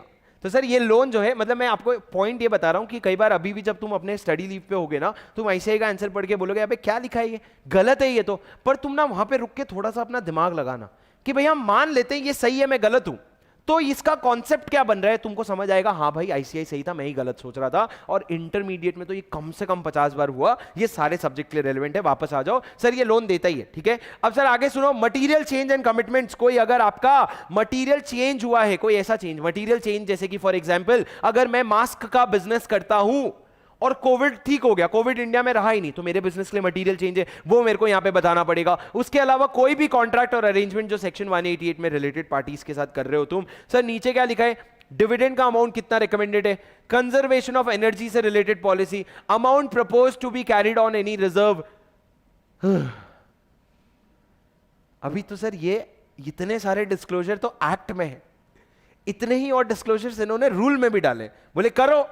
पर सर आईसीआई अब और ऐसे क्वेश्चन नहीं पूछता। गए वो दिन 4 साल 5 साल पहले आईसीआई पूछता था कि भैया बोर्ड रिपोर्ट का पूरा डिस्क्लोजर दो। आजकल आईसीआई स्ट्रिक्टली ऐसी चीजें नहीं पूछता है, इसलिए गाना बना के इसको याद करना, एक्रोनिम्स बनाना, कुछ भी करने की जरूरत नहीं है। क्या लिखा है सर, ये policy on directors appointment and remuneration, details of policy develop. Sir ये तीनों पॉइंट जो है ये पॉलिसी से रिलेटेड है, ये तीनों पॉइंट पॉलिसी से रिलेटेड है, ये तीनों पॉइंट पॉलिसी से रिलेटेड है। नेक्स्ट कंपनी क्या है, नेक्स्ट क्या है सर, ये इंपॉर्टेंट है, ये सुनो सर, ये क्या है, ये सुनो, ये लिखा हुआ है लिस्टेड कंपनीज जो होते हैं ना, लिस्टेड कंपनीज, अगर लिस्टेड कंपनीज होते हैं वो अगर paid up share capital 25 crore से ज्यादा है उनका, a listed company or any other public company having paid up share capital of 25 crore or more shall make a statement indicating the manner of formal annual evaluation of board performance committee or individual directors। Sir हम लोग क्या पढ़ रहे हैं, हम लोग chapter 9 पढ़ रहे हैं, उसका एक सेक्शन है सेक्शन 134, सेक्शन 128 क्या था, फीफो, 128 क्या था, books of accounts, 129 financial statement, 129 A periodical financial returns, 130 बाहर से मर रही है, 131 132 एनएफआरए है पेंडिंग है, 133 अकाउंटिंग स्टैंडर्ड, 134 पढ़ रहे हैं जिसमें दो चीजों की बात होती है, फाइनेंशियल स्टेटमेंट और बोर्ड रिपोर्ट। मैंने बताया फाइनेंशियल स्टेटमेंट कौन साइन करेगा, मैंने बताया बोर्ड रिपोर्ट कौन साइन करेगा। अब मैं आपको बता रहा हूं बोर्ड रिपोर्ट में क्या क्या चीजें आती है। सर आपको पूरी चीजें याद करने की जरूरत नहीं है, आपको बस इतना याद करना है कि भैया कुछ तो हमने बोर्ड मीटिंग्स के बारे में बताया, कुछ तो हमने डायरेक्टर्स रिस्पॉन्सिबिलिटी स्टेटमेंट के बारे में बताया, हम 3-4 पॉलिसीज के बारे में बता रहे हैं, हमारे रिस्क मैनेजमेंट पॉलिसी क्या है, ये वो सारी चीजें। और एक इंपॉर्टेंट चीज, अगर आप एक लिस्टेड कंपनी हो या ऐसी कंपनी हो जिसका paid up share capital 25 crore या उससे ज्यादा है, अगर आप एक लिस्टेड कंपनी हो या ऐसी कंपनी हो जिसका paid up share capital 25 crore या उससे ज्यादा है, तो क्या होगा, तो आपको ना अपने डायरेक्टर्स का इवैल्यूएशन करवाना पड़ेगा। मान लो मैं रिलायंस हूं, मैं लिस्टेड हूं, तुम मेरे डायरेक्टर्स हो, तो तुम लोगों का इवैल्यूएशन होगा कि तुम अपना काम ढंग से कर रहे हो कि नहीं, तुम इंडिपेंडेंस ढंग से निभा रहे हो कि नहीं, वो सारा इवैल्यूएशन होगा आपके डायरेक्टर्स का। कब होगा, अगर मैं लिस्टेड कंपनी हूं या मैं वो कंपनी हूं जिसका 25 करोड़ से ज्यादा, कितना, 25 करोड़ से ज्यादा क्या है, पेड अप शेयर कैपिटल है, और any other matters as may be prescribed. Sir फिर से बता रहा हूं, याद करने की जरूरत नको, ठीक है। आजकल नहीं आते वो क्वेश्चंस। आपको पता है आईसीआई का ओल्ड कोर्स से न्यू कोर्स हुआ था 2018 में, उसके बाद से आईसीआई ने ये सारी चीजें करनी बंद कर दी कि भैया 15 पॉइंट लिख के बता, आजकल आईसीआई पूछता है कि अगर एक कंपनी है, आईसीआई इसको 3 पार्ट में डिवाइड कर देगा। आईसीआई पूछेगा एक कंपनी है, उसको अपने पॉलिसीज डिस्क्लोज करने हैं बोर्ड रिपोर्ट में, बताओ कौन कौन से पॉलिसीज डिस्क्लोज करने हैं। वो जहां पे क्वेश्चन बन सकता है वहां पे केस स्टडी बेस्ड क्वेश्चन बताएगा। तो आप बताओगे पॉलिसीज जो आपके रिस्क मैनेजमेंट से रिलेटेड है, पॉलिसीज जो आपके इंडिपेंडेंट डायरेक्टर से रिलेटेड, जो मन में आए पॉलिसीज लिखना। पर सर पॉइंट ये है कि इस तरह के लंबे लंबे क्वेश्चंस आजकल नहीं आते हैं। पर कभी कभी हमको लगता है कि हमारे वीडियोस आईसीआई के लोग भी देख रहे हैं, बोले अच्छा नहीं आते हैं शुभम, ओ इतना बड़ा हो गया तू, आ अगले पेपर में। ऐसा एक आध बार फाइनल में हमने देखा है। एबीसी एनालिसिस, बोले अच्छा फेमा को तुम सी कैटेगरी में डालोगे, ये लो 8 नंबर का फेमा डालो भाई। तो ऐसा होता है, हमको लगता है, हमको डर लगता है कि वो लोग भी देखते हैं। चलो सर मेरी बात सुनो, अब आ जाओ सर सबसे इंपॉर्टेंट चीज में, डायरेक्टर्स रिस्पॉन्सिबिलिटी स्टेटमेंट। 5 पॉइंट है जो अपने को याद करना है, 6 पॉइंट, और ये एग्जाम में आता है sir. Sir directors responsibility statement, मैंने तुमको क्या बताया था, मैंने तुमको क्या बोला था, तुम लोगों को बताना पड़ेगा कि डायरेक्टर्स की रिस्पॉन्सिबिलिटी क्या है। मैं तुमको बताऊं डायरेक्टर्स की रिस्पॉन्सिबिलिटी क्या है। सबसे पहला सर अकाउंटिंग स्टैंडर्ड का कंप्लायंस करना। अकाउंटिंग स्टैंडर्ड का कंप्लायंस करना, तुम अपना फाइनेंशियल स्टेटमेंट किसके हिसाब से बनाओगे, अकाउंटिंग स्टैंडर्ड के हिसाब से बनाओगे। अगर अकाउंटिंग स्टैंडर्ड से डिविएट कर रहे हो तो रीजंस बता देना कि हम क्यों डिविएट कर रहे हैं। दूसरा अकाउंटिंग पॉलिसीज फॉलो करना। दूसरा तुमको अकाउंटिंग स्टैंडर्ड और अकाउंटिंग पॉलिसीज में फर्क पता है ना, बोल तो क्या है।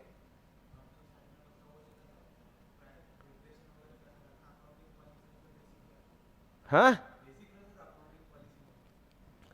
जय सर की क्लास में था ना, चलो ठीक है, पूछना एक बार और मैं भी बताता हूं सर को।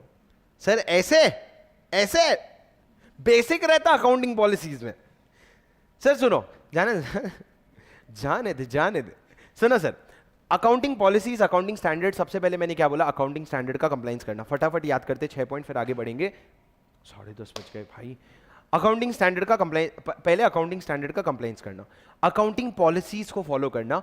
अब अकाउंटिंग पॉलिसीज जब तुम फॉलो कर रहे हो तो यहां पे आपको यह बताना पड़ेगा कि कुछ अकाउंटिंग पॉलिसीज को अप्लाई करने के लिए हमको जजमेंट्स बनाने पड़े, हमको एस्टिमेशंस लेने पड़े, और वो एस्टिमेशंस जो हमने लिए हैं वो बहुत रीजनेबल है। पहला आपने बोला अकाउंटिंग स्टैंडर्ड का कंप्लायंस हुआ है। जब अकाउंटिंग स्टैंडर्ड आता है तो एक वर्ड आता है डेविएशन, अगर कोई डेविएशन हुआ है तो उसका रीजन दे देना। दूसरा अकाउंटिंग पॉलिसीज का हमने फॉलो किया है। अकाउंटिंग पॉलिसीज जब वर्ड आता है तो वर्ड आता है जजमेंट, तो जो जजमेंट्स लिए हैं वो हम रीजनेबल है। तीसरा आपको यह बताना पड़ेगा कि directors have taken proper and sufficient care. हमने पूरी शिद्दत से 3 चीजें चेक की है। पहला maintenance of adequate accounting records, हमने रिकॉर्ड्स मेंटेन किया है, असेट्स को सेफगार्ड किया है, और फ्रॉड को प्रिवेंट और डिटेक्ट किया है। सर हमने रिकॉर्ड्स मेंटेन किया है, असेट्स को सेफगार्ड किया है, और फ्रॉड्स को प्रिवेंट एंड डिटेक्ट किया है। सर इसका शॉर्टकट है MAF।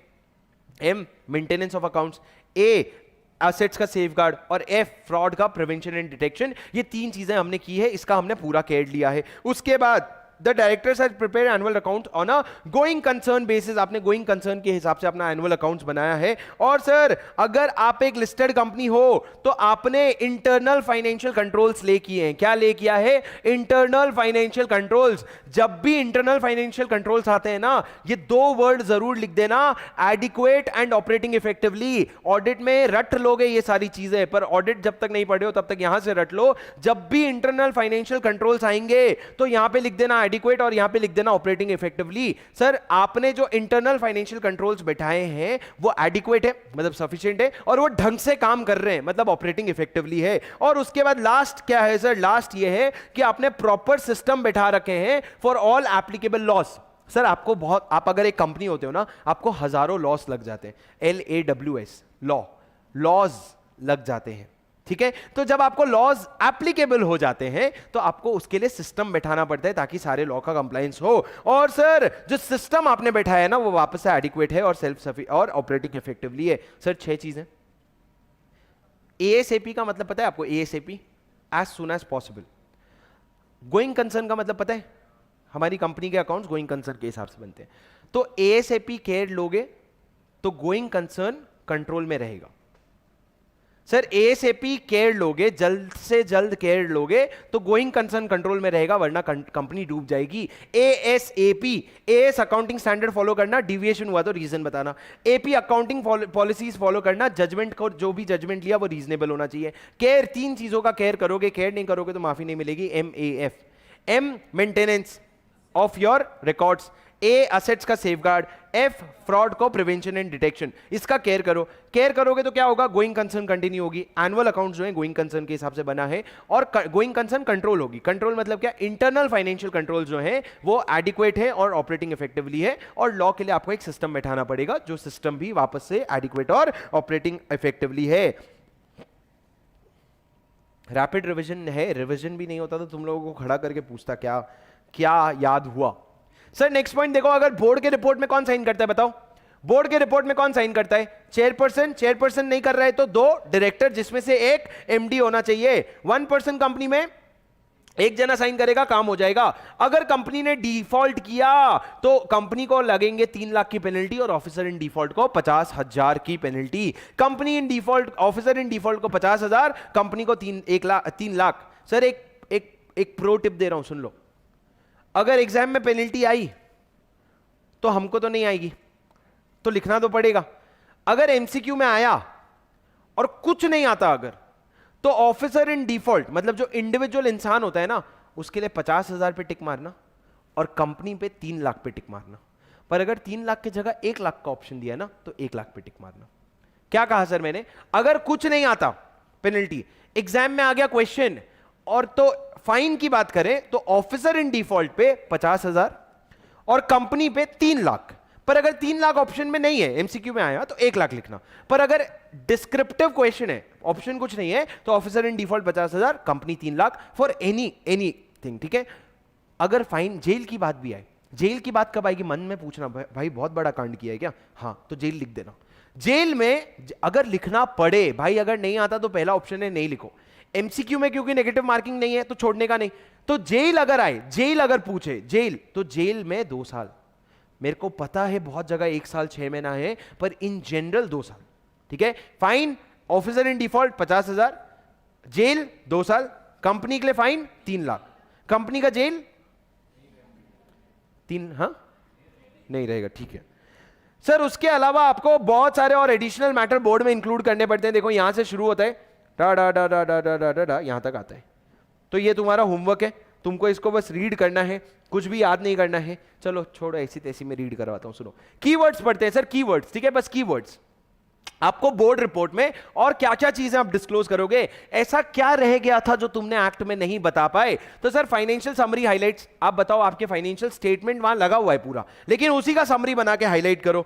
Change in nature of business, क्या तुमने अपना बिजनेस चेंज किया है, क्या तुम्हारे डायरेक्टर्स कुछ अपॉइंट हुए थे या कुछ रिजाइन हुए हैं। इंडिपेंडेंट डायरेक्टर के बारे में बातें बताओ। आप ये बताओ कौन कौन सी कंपनी आपकी सब्सिडरी या जॉइंट वेंचर बनी है या हटी है। मतलब सर कौन लोग आपके डायरेक्टर बने हैं या हटे हैं, कौन सी कंपनी आपकी सब्सिडरी या जॉइंट वेंचर बनी है या हटी है, ये सारे डिटेल्स दो। डिपॉजिट्स के बारे में डिटेल दो। डिपॉजिट्स के बारे में क्या सर, कि कंपनी ने कितना डिपॉजिट एक्सेप्ट किया था, कितने का रीपेमेंट हुआ है, किसी का डिफॉल्ट किया है क्या, ये सारी चीजें आपको बतानी पड़ती है। सर डिपॉजिट के बारे में, डिपॉजिट अपने पढ़ा था सर, तो उसमें कितना लिया है, कितना दिया है, कितना बचा है, वो सारी चीजें बतानी पड़ती है। डिपॉजिट अगर नॉन कंप्लायंस है तो उसके बारे में बताना कि डिपॉजिट का हमने कंप्लायंस नहीं किया है। Significant and material orders passed by courts, क्या कोर्ट ने आप पे कोई ऐसा ऑर्डर पास किया है जिससे आपको अफेक्ट हो रहा है। जैसे कि मान लो रिलायंस पेट्रोल बेचती है और कोर्ट ने बोला आजकल पेट्रोल 50 रुपए से ज्यादा नहीं बिकेगा, मान लो, मानने में क्या है, मान ही सकते हैं। तो मान लो कोर्ट ने बोला 50 रुपए से ज्यादा में पेट्रोल नहीं बिकेगा, तो इस तरह की चीजें अगर आपको अफेक्ट करती है तो वो बताओ। डिस्क्लोजर दो कॉस्ट रिकॉर्ड्स के बारे में, इंटरनल कंप्लेंट्स के बारे में, सेक्सुअल हरासमेंट पॉलिसीज से रिलेटेड, एप्लीकेशन अगर आईबीसी में कहीं गया है तो, और कोई भी डिफरेंस इन वैल्यूएशन। सर ये सब इतनी हाई लेवल चीजें, आईबीसी वाईबीसी तुमको किधर से समझेंगे। तुम सिंपल ये याद रखो कि भैया बहुत सारी चीजें तो एक्ट में लिखी हुई है, रूल्स में भी और बहुत सारी चीजें लिखी हुई है। जैसे कि ये बता दो कितने डायरेक्टर्स अपॉइंट हुए, कितने रिजाइन हुए, कितनी कंपनी आपकी बनी, कितनी कंपनी आपकी सब्सिडरी नहीं रही या जॉइंट वेंचर नहीं रही। उसके अलावा आप बता दो कि आपके डिपॉजिट्स का क्या सिचुएशन है, ये सारी चीजें डिस्क्लोज कर दो। तो ये सारी चीजें सर मैं आपको एक और प्रो टिप दे रहा हूँ, ये सारी चीजें ना याद तो रहती नहीं है, तो इसका बेस्ट टाइम कब होता है पढ़ने का पता है, जिस दिन आपका एग्जाम है उस दिन सुबह। तो आप जब पेजें पलटा रहे हो ना एग्जाम के पहले रिवीजन में, तो आप एक पतला सा वो स्टिकी नोट्स लेके बैठना, वो पेपर टाइप का, और उसको ना ये वाला पेपर मान लो पढ़ रहे हो, ये वाला पेज आप पढ़ रहे हो, आपको पता है ये पेज की चीजें मेरे को याद नहीं रहने वाली, यहाँ पे उसको चिपका देना। ऐसा नहीं पूरे मटेरियल में चिपका दिया भाई, एक आधा पेज जहां पे चिपका दिया और मार्क कर लिया कि ये वाला सेक्शन मेरे को पढ़ना है, ठीक है। अब जब आप एग्जाम के 2 घंटे पहले, आपका बुक का पूरा कोर्स खत्म हो जाना चाहिए, 2 घंटा पहले आप बुक खोलोगे और आप देखोगे कहां कहां पे मैंने वो चिपका रखा है, और जहां जहां चिपका रखा है वहां पे जो मार्क कर रखा है उसको एक बार रीड कर लोगे। तुम सोचो एग्जाम के 2 घंटे पहले तुमने रीड किया है, कैसे तुमको 10 में से 6 पॉइंट याद नहीं आएगा एग्जाम में? तुमको याद आएगा। तो वो भी तरीके होते हैं आपको करने के। सर सेक्शन 135 मेरे को लग रहा है एनएफआरए छूटेंगे आज। 135 सर सीएसआर बहुत इंपॉर्टेंट है, सीएसआर में भी अमेंडमेंट है, सुन लो फटाफट बता रहा हूं। सबसे पहले सर जब हम सीएसआर की बात करते हैं ना, 2 चीजों की बात करेंगे हम, CSR committee, CSR expenditure. CSR committee, CSR sir अभी तक भी नहीं याद किए, कोई बात नहीं, अभी रट लो 135, रट लो मेरे साथ, बहुत कॉन्सेप्चुअल, बहुत इजी, बहुत इंटरेस्टिंग है और बहुत प्रैक्टिकल है। सर सीएसआर में 2 चीजें बात करेंगे, कमिटी का, एक एक्सपेंडिचर का। कमिटी कौन बनाएगा सर? सीएसआर कमिटी मतलब क्या? वो कमिटी जो सीएसआर पे पूरा ध्यान देगी। कमिटी कौन बनाएगा? हर कंपनी बनाएगी क्या? नहीं। लॉ ने बोला वो कंपनी जिसका नेटवर्थ 500 करोड़ या उससे ज्यादा है, टर्नओवर 1000 करोड़ या उससे ज्यादा है, या नेट प्रॉफिट 5 करोड़ या उससे ज्यादा है। तुम देखो फ्लक्चुएशन, 500 करोड़, 1000 करोड़, 5 करोड़।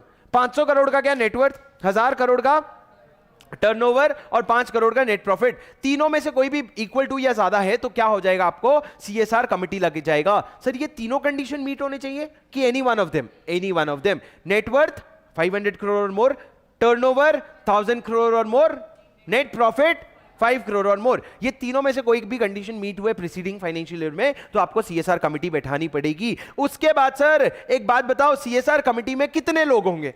तो मैंने कहा सीएसआर कमिटी में 3 डायरेक्टर होंगे, जिसमें से एक डायरेक्टर इंडिपेंडेंट होगा। 3 डायरेक्टर होंगे जिसमें से एक इंडिपेंडेंट होगा।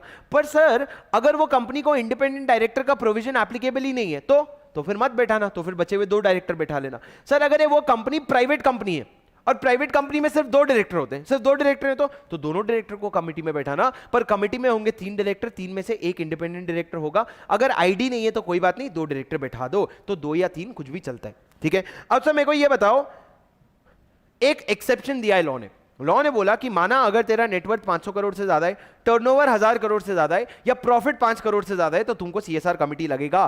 पर अगर जो तुम्हारा सीएसआर का एक्सपेंडिचर है ना वो 50 लाख या उससे कम का आ रहा है, सीएसआर का एक्सपेंडिचर 50 लाख या उससे कम का आ रहा है, तो आपको सीएसआर कमिटी बैठाने की जरूरत नहीं है। सर सीएसआर कमिटी का काम क्या है? What is the work of CSR committee? CSR committee का काम क्या है? सीएसआर कमिटी का काम यह है कि सीएसआर का जो खर्चा करना है ना वो सही जगह खर्च हो रहा है कि नहीं देखना। अबे 50 लाख रुपए के लिए तू एक कमिटी बैठा देगा क्या? लॉ ने बोला नहीं, 50 लाख या उससे कम का सीएसआर है ना, तुमको कमिटी बनाने की जरूरत नहीं है। सर एक कंपनी है, उसका नेटवर्थ 700 करोड़ है, एक कंपनी है उसका नेटवर्थ 700 करोड़ है, पर उसका सीएसआर का खर्चा 20 लाख है, पर नेटवर्थ 700 करोड़ है, क्या उसको सीएसआर कमिटी बैठानी पड़ेगी? नहीं सर। ठीक है। अब सर ये तो हो गया सीएसआर कमिटी का। सीएसआर कमिटी आपने बना ली, वो ठीक है। अब सर सीएसआर कमिटी के बारे में, कौन है सीएसआर कमिटी में, वो आप अपने बोर्ड रिपोर्ट में डिस्क्लोज करोगे। बोर्ड रिपोर्ट में आप बताओगे कि सीएसआर कमिटी में कौन कौन लोग आते हैं। उसके बाद समझो सीएसआर कमिटी का फंक्शन क्या है, व्हाट इज द फंक्शन, काम क्या है सर सीएसआर कमिटी का। सर सबसे पहला काम है सीएसआर कमिटी एक सीएसआर पॉलिसी बनाएगी। क्या बनाएगी? CSR policy. पॉलिसी बना के बोर्ड को देगी, बोर्ड उस पॉलिसी को अप्रूव करेगा।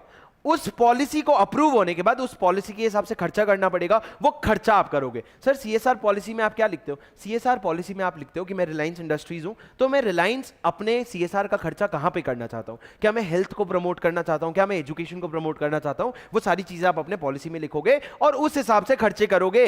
ये पॉलिसी बनाना, अप्रूव करवाना, उसके हिसाब से खर्चा करना किसका काम? ये आपके सीएसआर कमिटी का काम। उसके बाद सर मेरी बात सुनो, The board of the company shall approve the CSR policy and ensure that activities are undertaken as per the policy. Board के पास जब पॉलिसी आएगा तो पॉलिसी अप्रूव करेगा और उसके हिसाब से काम हो रहा है कि नहीं देखेगा। सर इंपॉर्टेंट वो नहीं है, इंपॉर्टेंट अभी फिर से आया ये, सर सीएसआर में कितना खर्चा करोगे आप? तो मैंने कहा पिछले 3 फाइनेंशियल ईयर का नेट प्रॉफिट का एवरेज का 2% से कम या 2% से ज्यादा, मिनिमम 2%। सर सीएसआर खर्चा कितना करोगे? Average net profit of preceding 3 financial year निकालो, उसका 2% निकालो, उससे ज्यादा खर्चा करोगे आप। सर अगर मेरे पिछले 3 साल में नेट प्रॉफिट था 100 करोड़, 200 करोड़, 300 करोड़, तो मैं करंट ईयर में कितना खर्चा करूंगा? करंट ईयर में मिनिमम कितना खर्चा करूंगा? ये नेट प्रॉफिट है, तो पहले मैं एवरेज निकालूंगा। एवरेज कितना आ गया? 200 करोड़, 100 प्लस 200 करोड़, तो 200 करोड़ एवरेज नेट प्रॉफिट आ गया, उसका 2% निकालूंगा। 2% कितना होता है? 4 करोड़, तो मिनिमम 4 करोड़ का खर्चा करूंगा, 4 करोड़ का खर्चा। तो सर ये मैंने इसलिए बताया क्योंकि आप ये कॉन्सेप्ट याद कर लो कि अगर 100, 200, 300 होता है तो मैं 4 करोड़ का खर्चा करता हूं। क्योंकि एग्जाम में आप कंफ्यूज हो सकते हो कि भाई 2% निकालना था, नेट प्रॉफिट का एवरेज निकालना था, तो आप ऐसे याद कर लो 100, 200, 300 करोड़ का अगर खर्चा होता है तो मैं 4 करोड़ का CSR करूंगा। आ जाएगा ऑनलाइन वाले, रुको तुम, आ जाएगा, तब तक स्क्रीन देखो मेरी, सुनो सर। आप समझ गए एवरेज प्रॉफिट। अब सर ये इमीडिएटली 3 प्रीसीडिंग फाइनेंशियल ईयर के, अभी अगर एक कंपनी है उसको बन के ही 2 साल हुआ है, तो अगर एक कंपनी है उसको इनकॉर्पोरेट हुए 2 साल हुआ है तो 2 साल का एवरेज निकालो, पर जितना है उतना एवरेज निकालो। अब सर उसके बाद समझना, लॉ ने कहा कि सबसे पहले CSR का खर्चा भाई इंडिया में करना, इंडिया के बाहर नहीं चलेगा, इंडिया में। और इंडिया में भी लॉ ने कहा कि प्रेफरेंस तुम अपने लोकल एरिया को दो, तुम कोशिश करो लोकल एरिया में खर्चा करने की, बाद में बाहर जाके खर्चा करना, क्योंकि हर कंपनी अपने लोकल एरिया को हेल्प करेगी ना, तो वैसे ही पूरा इंडिया ग्रो हो जाएगा। उसके बाद लॉ ने कहा एक बहुत इंपॉर्टेंट चीज, अगर एक कंपनी, सर एक कंपनी CSR का खर्चा कब करेगी, तो लॉ ने कहा जब एक फाइनेंशियल ईयर खत्म होता है ना, उसके 6 महीने के अंदर खर्चा कर देना। अगर तुम 6 महीने के अंदर खर्चा नहीं कर पा रहे हो तो वो पैसा तुम अपने पास नहीं रखोगे, तुम उसको दान दे दोगे। कहां दान दोगे सर, हमारे कंपनीज एक्ट में एक शेड्यूल 7 है, एक शेड्यूल 7 है, उसमें एक फंड बना हुआ है, वो फंड में पैसे दान दे दोगे। सर मैंने क्या कहा और तुमने नहीं सुना, क्या कहा जो तुमने नहीं सुना, मैंने कहा कि CSR का जो खर्चा होता है ना, CSR का जो खर्चा होता है ना, वो आपको फाइनेंशियल ईयर खत्म होने के 6 महीने के अंदर करना होगा। अगर नहीं कर पाए तो उसको दान दे दोगे, कहां पे, फंड में। कौन से फंड में, फंड में शेड्यूल 7 के फंड में, ठीक है, सेंट्रल गवर्नमेंट का फंड होता है शेड्यूल 7 में, वहां पे आप दान दे दोगे। पर सर कभी कभी क्या होता है ना, मैं बोल रहा हूं कि मैं अपने CSR में एक बहुत बड़ी बिल्डिंग बनाऊंगा, वहां पे मैं एजुकेशन दूंगा। सर मैं बोल रहा हूं बहुत बड़ी बिल्डिंग बनाऊंगा, तो बिल्डिंग क्या 6 महीने में बन जाएगी क्या, नहीं, तो इसको हम कहते हैं ऑनगोइंग प्रोजेक्ट्स। क्या कहते हैं, ऑनगोइंग प्रोजेक्ट्स। तो अगर ऑनगोइंग प्रोजेक्ट कोई है ना, तो लॉ कहता है भाई 3 साल तक ऑनगोइंग प्रोजेक्ट चल सकता है। तो उस केस में क्या होगा, अगर कोई ऑनगोइंग प्रोजेक्ट चल रही है, तो सर मान लो फाइनेंशियल ईयर 2021 था, मान लो फाइनेंशियल ईयर 21-22 था, ठीक है, इसका खर्चा मेरे को कब तक करना था, 6 महीने के अंदर। पर सर मैं तो ऑनगोइंग प्रोजेक्ट में कर रहा हूं ना, तो मैं तो खर्चा कर ही नहीं पाऊंगा। तो लॉ ने बोला कोई बात नहीं, तू एक काम कर, अगर ऑनगोइंग प्रोजेक्ट का पैसा है ना, तो जब फाइनेंशियल ईयर खत्म होता है उसके 30 दिन के बाद एक सेपरेट बैंक अकाउंट में डाल दे। किधर, एक सेपरेट बैंक अकाउंट में। वो सेपरेट बैंक अकाउंट में 3 साल के लिए रखना। अगर वो 3 साल तक भी नहीं खर्च कर पाया ना, तो उसके 30 दिन के बाद तू डाल देना उसको फंड में। तुम नहीं समझे क्या, कि तुम समझे, स्क्रीन गायब हो गई। सर मैंने क्या बोला, फाइनेंशियल ईयर 21-22 है, 21-22 खत्म होने के बाद आइडियली 6 महीने तक खर्चा करना था। पर अगर ऑनगोइंग प्रोजेक्ट था, ऑनगोइंग प्रोजेक्ट मतलब क्या सर, थोड़ा लंबा समय लगेगा, 10 साल तक चला लूं क्या, नहीं भाई 3 साल मैक्सिमम। तो लॉ ने क्या बोला, पैसे को साइड में खिसका और 30 डेज के अंदर अंदर किधर डाल देने का, एक सेपरेट बैंक अकाउंट में। उस अकाउंट में कितने साल के लिए रखने का, 3 साल के लिए। उसके बाद भी अगर खर्चा नहीं हुआ ना, तो 30 दिन के अंदर किधर डाल देने का, फंड में। कौन से फंड में, शेड्यूल 7 वाले फंड में। समझा सर आपको, ठीक है सर। एक next very important provision, very very very very very important provision. Sir अगर मेरे को अगर CSR का खर्चा 5 करोड़ का करना था, लॉ ने बोला 5 करोड़ का CSR का खर्चा करना है, मैंने 10 करोड़ का खर्चा कर दिया, तो क्या वो बच्चा एक्स्ट्रा पैसा जो मैंने खर्च किया है वो मेरे को बाद में सेट ऑफ मिलेगा?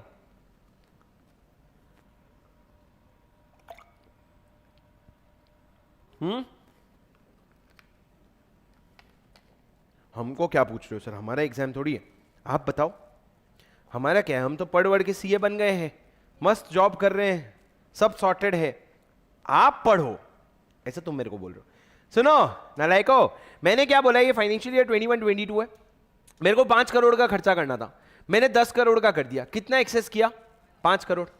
अब फाइनेंशियल ईयर 22-23 की बात करते हैं, मेरे को 10 करोड़ का खर्चा करना था, मैंने खर्चा किया 5 करोड़। क्यों पता है, मैंने बोला अरे पिछले साल का 5 करोड़ है ना, सेट ऑफ मिल जाएगा, चलेगा क्या? सर पहले नहीं चलता था, पहले के जमाने में, अपने भिड़े भाई के जमाने में नहीं चलता था, अभी चलता है सर। अभी आप सेट ऑफ कर सकते हो, कितने साल तक सेट ऑफ कर सकते हो, जिंदगी भर सेट ऑफ करूं क्या? लॉ ने कहा सेट ऑफ करोगे अगले 3 फाइनेंशियल ईयर तक, वो भी सक्सीडिंग 3 फाइनेंशियल ईयर, उसके बाद सेट ऑफ नहीं कर सकते। पर आपको बोर्ड का रेजोल्यूशन लेना पड़ेगा। क्या लेना पड़ेगा, बोर्ड का रेजोल्यूशन। सर अब एक हाई लेवल कॉन्सेप्ट बता रहा हूं, सुन लो, एक बार बताऊंगा सिर्फ, रिपीट नहीं करूंगा, सुनो। सर मेरे को अगर ये फाइनेंशियल ईयर 21-22 की बात करते हैं, प्लीज एक बार सुन लो, सरप्लस का कॉन्सेप्ट बता रहा हूं, बहुत लॉजिकल है, बहुत लॉजिकल है, एक बार बस सुन लो मेरे से। सर अगर आपको 5 करोड़ का खर्चा करने बोले थे, 5 करोड़ का खर्चा करने के लिए मैं यहां पे एक बिल्डिंग बना रहा था। अब वो बिल्डिंग बनाते बनाते नीचे मैंने एक चंदा का डब्बा रख दिया, मैंने बोला डोनेशन डाल के जाओ जिसको डोनेशन डालना है। अब मैं 5 करोड़ अपना खर्चा कर रहा हूं, ठीक है, मेरे को एक्चुअली सीएसआर का खर्चा सिर्फ 3 करोड़ का करना था, पर मैं 5 करोड़ कर रहा हूं, तो मैं कितना एक्सेस कर रहा हूं, 2 करोड़ एक्सेस खर्चा मैं ऑलरेडी कर रहा हूं। हुआ क्या, अब जब मैं वो 5 करोड़ खर्चा कर रहा हूं तो मैंने चंदा का डब्बा रखा, वो चंदा डालते डालते वहां पे 1 करोड़ रुपए का डोनेशन आ गया। क्या आ गया? 1 करोड़ का डोनेशन आ गया। सर ये 1 करोड़ मेरे पैसे हैं क्या? ये 1 करोड़ का मैं क्या करूंगा? लॉ ने बोला वो जो 5 करोड़ जिस प्रोजेक्ट में खर्चा कर रहे हैं ना, उसी प्रोजेक्ट में तेरे को खर्चा करना पड़ेगा। तो उस प्रोजेक्ट में मैंने कितना खर्चा कर दिया सर? 5 करोड़ की जगह 6 करोड़ का खर्चा हो गया। अब मैं अगले साल सेट ऑफ मांग रहा हूं, तो मैं सेट ऑफ कितने का मांगूंगा? 2 करोड़ का कि 3 करोड़ का? सर एक्सेस कितना स्पेंड हुआ है? 3 करोड़ एक्सेस हुआ है ना सर। एक्सेस मेरे जेब से तो 2 ही करोड़ गया ना, वो जो 1 करोड़ मैंने खर्चा किया वो तो सरप्लस था। वो सरप्लस मेरे को किधर से आया? मेरे को उसी प्रोजेक्ट से आया। वो सरप्लस तेरा खुद का नहीं है भाई। सर मैंने ये कॉन्सेप्ट आपको 3 कॉन्सेप्ट समझाए, ये 3 अलग अलग कॉन्सेप्ट है। पहला कॉन्सेप्ट ये है कि आपको सेट ऑफ मिलता है, दूसरा कॉन्सेप्ट ये है सरप्लस होता क्या है, और तीसरा कॉन्सेप्ट ये है कि सरप्लस का सेट ऑफ नहीं मिलता है। ठीक है, वो यहां पे लिखा है सर। कैसे लिखा? अगर ये एग्जाम्पल नहीं होता तो तुम समझो क्या लिखा है। Where a company spends an amount in excess of requirement, such excess amount may be set off against requirement to spend under subsection 5 up to immediately succeeding 3 financial year, provided that such excess amount shall not include the surplus arising out of such CHR activity। ये अपन समझेंगे, ये अपना बचा है अभी, ये अपन थोड़ी देर में समझेंगे। क्या लिखा है? such excess amount shall not include the surplus arising out of CSR activities। समझेंगे, बचा है, समझेंगे, बचा है कि समझ लिया हो गया? अरे अभी यही समझाना बेटा, आपके एक्सेस अमाउंट में सरप्लस नहीं आएगा। सर ये जो रूल्स थे ना, मैं आपको बता देता हूं, अपने आपको ना ये रूल्स पे क्वेश्चन बैंक में एक भी क्वेश्चन नहीं मिलेगा। तो सर क्यों हम इतना पढ़ रहे हैं? अबे क्वेश्चन बैंक में इसलिए नहीं मिलेगा क्योंकि ये रूल आया है 2 साल पहले, आपके मॉड्यूल में इंक्लूड हुआ है 1.5 साल पहले। अब आना शुरू होएगा ना एक बार, तो रुकेगा नहीं। तो ये मत सोचना रूल्स हमारे क्वेश्चन बैंक में नहीं है मतलब एग्जाम में नहीं आया है, ये आना बचा है, ड्यू है, इसलिए हम पढ़ रहे हैं। सर मैंने क्या कहा? एक्सेस अमाउंट का आपको सेट ऑफ मिलेगा। अब sir transfer ongoing project to a special account, ongoing project क्या है सर? जो मैंने 3 साल का प्रोजेक्ट बोला, तो वही मैंने बोला 30 दिन के अंदर एक स्पेशल अकाउंट में डालना। स्पेशल अकाउंट का नाम है अनस्पेंड सीएसआर अकाउंट। क्या है? अनस्पेंड सीएसआर अकाउंट। उसमें 3 फाइनेंशियल ईयर तक रखोगे, उसके बाद अगर नहीं हुआ तो 30 दिन के अंदर क्या करोगे? उसको 30 दिन के अंदर नए फंड में, उसको वो फंड में ट्रांसफर कर दोगे। अब सर अगर डिफॉल्ट हुआ, अगर कॉन्ट्रावेंशन हुआ, क्या हुआ? अगर कॉन्ट्रावेंशन हुआ तो कंपनी को लायबिलिटी लगेगी, ऑफिसर इन डिफॉल्ट को भी लायबिलिटी लगेगी। कंपनी को कितनी पेनल्टी लगेगी सर? कंपनी को कितनी लगेगी? Lower of 2 times of the amount involve और 1 करोड़, दोनों में से जो भी लोअर है। और ऑफिसर इन डिफॉल्ट को lower of 1/10 of the amount, मतलब 10% और 2 लाख रुपीस। कंपनी को कितना है सर? दुगना लगान देना पड़ेगा, पर ऑफिसर इन डिफॉल्ट को 1/10। कंपनी का मैक्सिमम कितना है? 2 करोड़ और ऑफिसर का 2 लाख। 2 करोड़ 2 लाख, देख 1 करोड़, 1 करोड़ और 2 लाख। समझे सर? समझे? आगे बढ़े सर। ये तो था एक्ट, अब है रूल्स। बहुत आसान है, कोई टेंशन नहीं है, फटाफट खत्म हो जाएगा। सर सुनो, सीएसआर के रूल्स में कुछ इंपॉर्टेंट डेफिनेशंस है। सबसे पहले कॉर्पोरेट सोशल रिस्पांसिबिलिटी का मतलब क्या होता है? सीएसआर का खर्चे का मतलब क्या होता है? सर मैं आपको थोड़ी चीजें पूछूं, बताओगे? अगर मैं इंडिया के बाहर जाके खर्चा कर रहा हूं, क्या वो सीएसआर माना जाएगा? नहीं माना जाएगा। सर क्या अगर मैं अपने एम्प्लॉइज के बच्चों के लिए मैंने एक स्कूल खुलवा दी, जिसमें मेरे एम्प्लॉइज के बच्चे जाते, एजुकेशन फ्री में, क्या वो सीएसआर माना जाएगा? नहीं माना जाएगा। क्यों? क्योंकि मैं एम्प्लॉइज को दे रहा हूं, एक ना एक तरीके से मैं उनको सैलरी में पैसे कम दे रहा हूंगा, तो उसको सीएसआर नहीं माना जाएगा। और अगर सर मैंने एक कैंसर का एक कैंपेन था, मैंने उसको स्पॉन्सर कर दिया और स्पॉन्सर में बड़ा बैनर लगाया, रिलायंस इंडस्ट्रीज लिमिटेड, क्या उसको सीएसआर माना जाएगा? नहीं, तुम अपना मार्केटिंग बेनिफिट निकाल रहे हो उसमें से। सर मैंने पॉलिटिकल कंट्रीब्यूशन किया, नहीं, तो सर 6 चीजें ऐसी होती है जो सीएसआर नहीं मानी जाती है। पहला, स्पॉन्सरशिप, अगर आपने स्पॉन्सरशिप किया जिससे आपको मार्केटिंग बेनिफिट्स हो रहे हैं। दूसरा, अगर तुमने पॉलिटिकल कंट्रीब्यूशन किया, सेक्शन 182 है जो पॉलिटिकल कंट्रीब्यूशन की बात करता है, अगर तुमने पॉलिटिकल कंट्रीब्यूशन किया। तीसरा, अगर एम्प्लॉइज के बेनिफिट के लिए खर्चा किया। चौथा, अगर लॉ के कंप्लायंस के लिए खर्चा किया। अरे अगर मैं एनवायरमेंट को डैमेज करता हूं तो लॉ ने बोला तू 2 करोड़ रुपए खर्च करके यहां पे पेड़ उगाएगा, वो सीएसआर है क्या? नहीं भाई, वो तो लॉ मेरे को बोल रहा है ना। फोर्थ, अगर मैंने फॉरेन में खर्चा किया। सर पर एक बात बताऊं क्या, विराट कोहली है, अगर विराट कोहली को क्रिकेट सिखाने के लिए मैं इंडिया के बाहर लेके गया और उधर बाहर मैं पैसा दे रहा हूं, मेरी कंपनी है रिलायंस, हमने बोला हमको स्पोर्ट्स प्रमोट करना है तो अपन विराट कोहली को प्रो लेवल की ट्रेनिंग देंगे, तो हम उसको ले गए यूएस मान लो, ठीक है, तो वहां पे अगर ले जा करके ट्रेनिंग दे रहे हैं हम, तो क्या वो ट्रेनिंग का खर्चा सीएसआर माना जाएगा? फॉरेन में हो रहा है सर, खर्चा माना जाएगा। सर अगर आप स्पोर्ट्स, इंडिया के स्पोर्ट्समैन को अगर इंडिया के बाहर या फिर इंडिया में ही अगर नेशनल लेवल या इंटरनेशनल लेवल का ट्रेनिंग के लिए लेके जा रहे हो तो वो खर्चा ये माना जाएगा। ये लॉ के लिए इंपॉर्टेंट नहीं है, लेकिन ये लिखा था और तुम्हारे लिए यही इंटरेस्टिंग है। ये चैप्टर में इसके अलावा तुम्हारे लिए कोई चीज इंटरेस्टिंग थी क्या? नहीं ना, तुमने बोला विराट कोहली का नाम आ गया ना, बस आगे बढ़ो। सर बिजनेस, अगर आप अपने ऑर्डिनरी कोर्स ऑफ बिजनेस में कोई भी खर्चा कर रहे हो उसको सीएसआर नहीं माना जाएगा। Sir spell FB, spell FB, SPEL S sponsorship, P political, E employee, L law, F foreign, B business. ये 6 में से कोई भी खर्चा अगर आप कर रहे हो तो उसको सीएसआर नहीं माना जाएगा। सर नेट प्रॉफिट का डेफिनेशन, नेट प्रॉफिट मतलब जो हमारे कंपनीज एक्ट में निकलता है वो नेट प्रॉफिट होगा। पर सर मेरे को एक बात बताओ, मैं रिलायंस हूं, मेरी इंडिया से 100 करोड़ का प्रॉफिट है, बाहर यूएस से 50 करोड़ का प्रॉफिट है, मेरा नेट प्रॉफिट कितना हुआ? 100 करोड़ और 50 करोड़, नेट प्रॉफिट कितना हुआ? 100 करोड़। नेट प्रॉफिट हुआ 100 करोड़। फॉरेन प्रॉफिट मत लेना। सर सीएसआर का कॉन्सेप्ट सिंपल है, इंडिया के बाहर ना खर्चा करना, ना इंडिया के बाहर की कमाई को इंक्लूड करना, इंडिया में जो कमाया उसको इंडिया में खर्चा करना। नेट प्रॉफिट में वो चीजें नहीं आएगी। एक और चीज बता दे रहा हूं sir, soon low, sir soon low please. ये एच लिमिटेड है, ये एस लिमिटेड है। सर एस लिमिटेड भी सीएसआर करता है, एच लिमिटेड भी सीएसआर करता है। मैं बता रहा हूं एच लिमिटेड का नेट प्रॉफिट कैलकुलेट करना है अपने को। क्या कैलकुलेट करना है? Net profit. उसमें एक एक्सेप्शन बता रहा हूं। पहला, तुम फॉरेन इनकम मत लेना, फॉरेन इनकम मत लेना। दूसरा, ध्यान से सुनो, दूसरा क्या है? एस लिमिटेड ने क्या किया? 10 करोड़ रुपए का डिविडेंड दिया। क्या दिया? 10 करोड़ का डिविडेंड दिया। तो सर ये 10 करोड़ रुपए भी मत इंक्लूड करना। क्यों? क्यों? क्योंकि सर ये 10 करोड़ किसका प्रॉफिट था? एस लिमिटेड का प्रॉफिट था, और एस लिमिटेड ने इस प्रॉफिट पे सीएसआर का खर्चा तो कर दिया है ना।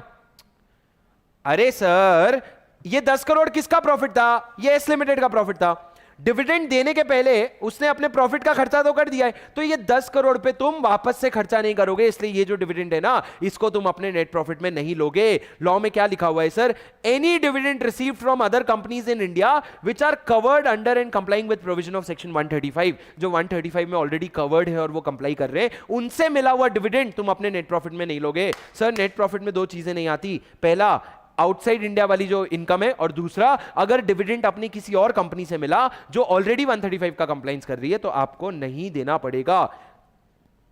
सर सीएसआर इंप्लीमेंटेशन वगैरह ठीक है, सीएसआर इंप्लीमेंटेशन। सर मैं रिलायंस इंडस्ट्रीज लिमिटेड हूं, सिंपल सा एक कॉन्सेप्ट सुन लो। अगर मैं रिलायंस इंडस्ट्रीज लिमिटेड हूं, मैं अपने सीएसआर का खर्चा मेरा आया 50 करोड़ का, वो खर्चा मैं कैसे करूंगा? या तो मैं खुद कर सकता हूं, या तो फिर मैं दे दूंगा किसी सेक्शन 8 कंपनी को, या मैं दे दूंगा किसी पब्लिक ट्रस्ट को, मैं बोलूंगा तुम लोग ना खर्चा कर लो। पर सर मैं अगर किसी सेक्शन 8 कंपनी को दे रहा हूं ना पैसा, वो लोग रजिस्टर्ड होने चाहिए। रजिस्टर्ड कैसे? तुम आरओसी के पास जाओ, अप्लाई करो, आरओसी तुमको एक रजिस्ट्रेशन देगा, तुमको जब वो रजिस्ट्रेशन मिल जाएगा ना तब तुम मेरे से पैसा ले सकते हो कि चलो मैं खर्चा करूंगा। तो तुम लोग सोचो तुम एक सेक्शन 8 कंपनी खोल सकते हो, तुम जाओगे रिलायंस को बोलोगे तेरा 50 करोड़ दे, तेरा टाटा तू 50 करोड़ दे, अडानी तू 50 करोड़ दे, वो पैसे मिला करके आप कितना ज्यादा इंपैक्ट ला सकते हो एजुकेशन में, हेल्थ में। समझ रहे हो? समझ ही रहे हैं सर, पहले इंटर क्लियर हो जाने तो फिर देखो आप, फिर देखो सर, फिर तो हम दुनिया में हम ही बदलाव लाएंगे, हम ही हमें फिर तो। Next rule 5 CSR committee. Sir ये भी हमारे लिए बहुत ज्यादा इंपॉर्टेंट नहीं है। रूल 6 पे आ जाओ, रूल 7 पे आ जाओ, सीएसआर एक्सपेंडिचर। सुनो सर, सर एक और इंपॉर्टेंट क्वेश्चन, इस पे क्वेश्चन आ सकता है, सीएसआर एक्सपेंडिचर, मान लो मेरे को सीएसआर का खर्चा करना है 100 करोड़ का। लॉ ने बोला जो तुम्हारा एडमिनिस्ट्रेटिव ओवरहेड होता है, एडमिनिस्ट्रेटिव ओवरहेड मतलब क्या, चाय मंगवाने का खर्चा, डायरेक्टर का खर्चा, इसका खर्चा, उसका खर्चा, वो लॉ ने बोला 5% से ज्यादा ये सब खर्चा नहीं होना चाहिए, बाकी पूरा 95% एक्चुअल काम में जाना चाहिए। तो लॉ ने क्या कहा, एडमिन ओवरहेड जो है ना वो 5% से ज्यादा नहीं होना चाहिए। उसके बाद मैंने क्या कहा, सरप्लस, कोई भी अगर सरप्लस आ रहा है, सरप्लस मतलब क्या सर, 5 करोड़ बाहर डब्बा रखा था, 1 करोड़ आ गया, तो वो सरप्लस क्या कंपनी का पैसा है? नहीं। तो कंपनी ने बोला वो जो 1 करोड़ सरप्लस आया उसका क्या करोगे? कंपनी ने बोला जिस प्रोजेक्ट में लगा रहे हो ना उसी प्रोजेक्ट में लगा दो, पर अगर आप नहीं यूज कर पाए ना उसको तो आप भेज दो फंड में। किधर? फंड में। शेड्यूल 7 के लिखा है it is not a part of business profit, it is not a part of business profit, it will be flowed back into the same project, मतलब जिस प्रोजेक्ट में लगे हुए हो उसी में वापस डाल दो। अगर नहीं डाल पाए ना तो अनस्पेंड सीएसआर अकाउंट में भी डाल सकते हो ऑनगोइंग प्रोजेक्ट ले, पर कहीं भी नहीं खर्चा कर पा रहे हो ना तो शेड्यूल 7 के फंड में आपको भेजना पड़ेगा, आप उसको अपने पास नहीं रख सकते। सर क्या एक कंपनी कैपिटल एसेट खरीद सकती है? नहीं। क्या नहीं? कैपिटल एसेट मतलब क्या? अगर मैं सीएसआर करना चाहता हूं 100 करोड़ का, तो क्या मैं प्रेस्टीज पॉइंट नहीं खरीद लूं 100 करोड़ देके? क्यों नहीं खरीद सकता? मैं बोलूंगा यहां पे एजुकेशन देना है, तुम खरीद सकते हो पर कंपनी अपने नाम पे मत खरीदना, फिर तो किसी section 8 company, registered public trust के नाम पे खरीदना, तो तू कर सकता है, कैपिटल एसेट खरीद सकता है। Sir last and the most important, CSR reporting. Sir CSR reporting क्या है? आप सीएसआर का काम कर रहे हो तो बताना तो पड़ेगा। तो सर आपको पता है सीएसआर का अलग से रिपोर्ट्स बनाती है कंपनी, जैसे बोर्ड रिपोर्ट बनता है, एनुअल रिपोर्ट बनता है, वैसे ही सीएसआर रिपोर्ट भी बनता है, जहां पे तुम बताओ तुमने क्या काम किया है, क्या इंपैक्ट लाया है, क्या इंपैक्ट लाया है, you will have to show the impact. अब सर एक इंपॉर्टेंट और बहुत यूनिक और नया प्रोविजन इस बार ऐड हुआ है जो आने के बहुत ज्यादा चांसेस है, impact assessment. Sir impact assessment मतलब क्या हो रहा है? कंपनी को हमने बोला कंपनी अपने प्रॉफिट का 2% खर्चा कर दे, अपने प्रॉफिट का 2% खर्चा कर दे। अब कंपनी किए जा रही है 2% खर्चा, 2% खर्चा। रिलायंस का प्रॉफिट होता है 30,000 करोड़ का, रिलायंस का प्रॉफिट होता है 30,000 करोड़, उसका 2% हो गया 600 करोड़। रिलायंस हर साल 600 करोड़ खर्चा कर रही है। अब वो किधर खर्चा हो रहा है, वो खर्चा करके फायदा क्या हो रहा है वो भी समझना जरूरी है। तो लॉ कहता है तुमको ना इंपैक्ट असेसमेंट करवाना पड़ेगा कि तुम जो खर्चा कर रहे हो उससे इंपैक्ट क्या हो रहा है। तो रिलायंस ने एक प्रोजेक्ट किया था पानी फाउंडेशन का। क्या प्रोजेक्ट था सर? उसमें उन्होंने एक एरिया का पूरे वाटर को क्लीन करने का रिस्पॉन्सिबिलिटी लिया था और वाटर सेव करने का रिस्पॉन्सिबिलिटी। तो उन्होंने वो प्रोजेक्ट खत्म होने के बाद एक मस्त रिपोर्ट बनाया था, उसमें बताया था हमने कितना पानी बचाया है और पानी का क्वालिटी कितना इंप्रूव हुआ है। इसको कहते हैं सर इंपैक्ट असेसमेंट। पर सर क्या ये इंपैक्ट असेसमेंट हर कंपनी करेगी? नहीं, सिलेक्टेड कंपनी जिनका सिलेक्टेड सीएसआर है। क्या लिखा है? कंपनी जिनका एवरेज सीएसआर ऑब्लिगेशन 10 करोड़ से ज्यादा है पिछले 3 फाइनेंशियल ईयर का। सर पिछले 3 साल का एवरेज सीएसआर ऑब्लिगेशन, एक बार बोलो ये 3 वर्ड, पिछले 3 साल का एवरेज सीएसआर ऑब्लिगेशन। तुम्हारा खर्चा जितना करना था ना वो 10 करोड़ से ज्यादा अगर उसका एवरेज आ रहा है तो आपको इंपैक्ट असेसमेंट करवाना पड़ेगा। सर अभी मैं तो 50 प्रोजेक्ट कर रहा हो सकता हूं, पानी का, एजुकेशन का, हेल्थ का, कौन से प्रोजेक्ट का इंपैक्ट असेसमेंट करवाऊं? कोई भी किसी का जिसका करवाने का मन है उसका करवा लो, जिसमें 1 करोड़ से ज्यादा का खर्चा हुआ है, जिसमें 1 करोड़ से ज्यादा का खर्चा हुआ है और जिसका असेसमेंट होके 1 साल हो गया है, असेसमेंट खत्म हो गया और 1 साल हो गया है, उसका आप क्या करवा, सॉरी असेसमेंट होके नहीं, प्रोजेक्ट खत्म होके 1 साल हो गया है तो असेसमेंट करवाओगे। 1 साल क्यों सर? क्योंकि 1 साल लगता है ना इंपैक्ट पता चलने के लिए। तुमने वाटर क्लीन करवाया तो 1 साल रुक तो जाओ, फिर पता चलेगा तुमको। तो लॉ ने क्या कहा? You will undertake impact assessment through an independent agency. Sir हम खुद नहीं करेंगे, इसके एजेंसी आते हैं और आप वो सीएसआर प्रोजेक्ट का करोगे जिसमें 1 करोड़ से ज्यादा का खर्चा था and which has completed not less than 1 year before undertaking the impact. 1 साल पहले खत्म हो गया है। सर ये एग्जाम में आने के चांसेस है। सर क्या ये आपके आईसीआई मॉड्यूल में है? बिल्कुल है। आईसीआई मॉड्यूल के बाहर कुछ भी नहीं आता मेरे को। सुनो सर मैंने क्या कहा? इंपैक्ट असेसमेंट कौन सी कंपनी करवाएगी? वो कंपनी करवाएगी जिसका पिछले 3 साल में एवरेज सीएसआर ऑब्लिगेशन 10 करोड़ या उससे ज्यादा था। वो एक इंडिपेंडेंट एजेंसी को हायर करेगी, बोलेगी भाई ये मेरा प्रोजेक्ट है, 1 करोड़ से ज्यादा का खर्चा हुआ है और खत्म हुए 1 साल हो गए, इसका असेसमेंट करके बताओ। अब सर मेरे को एक बात बताओ, मैंने एक इंडिपेंडेंट एजेंसी हायर की, उसने मेरे से 2 करोड़ रुपए मांगे, वो 2 करोड़ रुपए क्या सीएसआर है? वो 2 करोड़ रुपए जो उसने मांगे क्या वो सीएसआर का खर्चा है? लॉ ने बोला थोड़ा सा तो देना पड़ेगा ना, ऐसे एकदम मना तो नहीं कर सकते क्योंकि वो सीएसआर के ही इंपैक्ट असेसमेंट कर रहे हैं, कंपनी क्यों वो खर्चा बेयर करेगा, तो सीएसआर के खर्चे में मानना पड़ेगा। पर लॉ ने बोला एक लिमिट लगाते, लॉ ने बोला तुम्हारे सीएसआर का, करंट ईयर के सीएसआर का 5% और 50 लाख रुपए, विच एवर इज लोअर, उतने हद तक उसको हम सीएसआर मान लेंगे, उसके ऊपर का खर्चा तुमको सीएसआर नहीं माना जाएगा। सर क्या लिमिट है? 5% ऑफ टोटल सीएसआर और ₹50 lakh, whichever is lower. Sir lower, कम से कम, ज्यादा नहीं। सर ये क्या पूछा मैंने? जो इंडिपेंडेंट एजेंसी का खर्चा है ना, क्या उसको सीएसआर माना जाएगा? सर सीएसआर माना जाएगा, उससे क्या फायदा है? उससे मेरा 2% का कंडीशन खत्म हो जाएगा। अगर मान लो उसको सीएसआर मान लेंगे तो मेरा 2% का ऑब्लिगेशन मीट हो जाएगा। सर शांति से घर में जाके सोचना, तुम लोग के मन में ये आया क्या कि सर 2% का तो खर्चा ही करना है, 5% कैसे अलाउ कर दे रहे हो? ऐसा कुछ आया तुम्हारे मन में? सर नेट प्रॉफिट का 2% सीएसआर होगा, सीएसआर का 5% आपका अलाउ होगा, 5% और 50 lakh, whichever is lower. Sir आगे की चीजें काट दो, कोविड से रिलेटेड अभी हमको पढ़ने की जरूरत नहीं है। अब सर आ जाओ सेक्शन 136 और 137 में। बाप रे 11:06 हो गए। मैंने गेट बंद कर रखा था, हमने किसी ने नहीं खोला। स्वानंद तो भूल गया। सुनो सर, सेक्शन 136, 137, 138 करते फिर अपन चलेंगे घर अपने अपने। 136 क्या है sir? Right of members two copies of audited financial statement. Sir आप लोग मेंबर्स हो, क्या आप लोग फाइनेंशियल स्टेटमेंट मांग सकते हो? हाँ। क्या आप लोग बुक्स ऑफ अकाउंट्स मांग सकते हो? नहीं, books of account share holders का होता है। अब सर जैसे ही आपने फाइनेंशियल स्टेटमेंट मांगा, क्या क्या मांग सकते हो आप? एफएस, सीएफएस, ऑडिटर्स रिपोर्ट और एवरी अदर डॉक्यूमेंट, और वो मेंबर या ट्रस्टी या कोई भी और इंसान मांग सकता है। और आप जैसे ही मांगोगे ना, मेरे को आपको देना भी पड़ेगा मीटिंग के 21 डेज पहले, मीटिंग के कम से कम 21 डेज पहले मेरे को वो आपको नोटिस देना पड़ेगा। पर सर क्या 21 डेज से कम में दूंगा तो चलेगा? क्या शॉर्टर पीरियड में दूंगा तो चलेगा? सर चलेगा अगर आप, डिपेंड करता है कंपनी हैविंग शेयर कैपिटल है कि company not having share capital है। अगर कंपनी हैविंग शेयर कैपिटल है जिसमें मेजॉरिटी नंबर्स और 95% of paid up share capital वाले लोगों ने अप्रूव कर दिया तो चलेगा। सर डेजा चू हो रहा है क्या जिंदगी में कि ऐसा कुछ पढ़ा है हमने? हाँ, if company has no share capital then 95% of the voting power. Sir ये क्या क्या क्या बोल रहा हूं? सर मेंबर्स को ना मीटिंग के 21 दिन पहले चीजें भिजवा देना।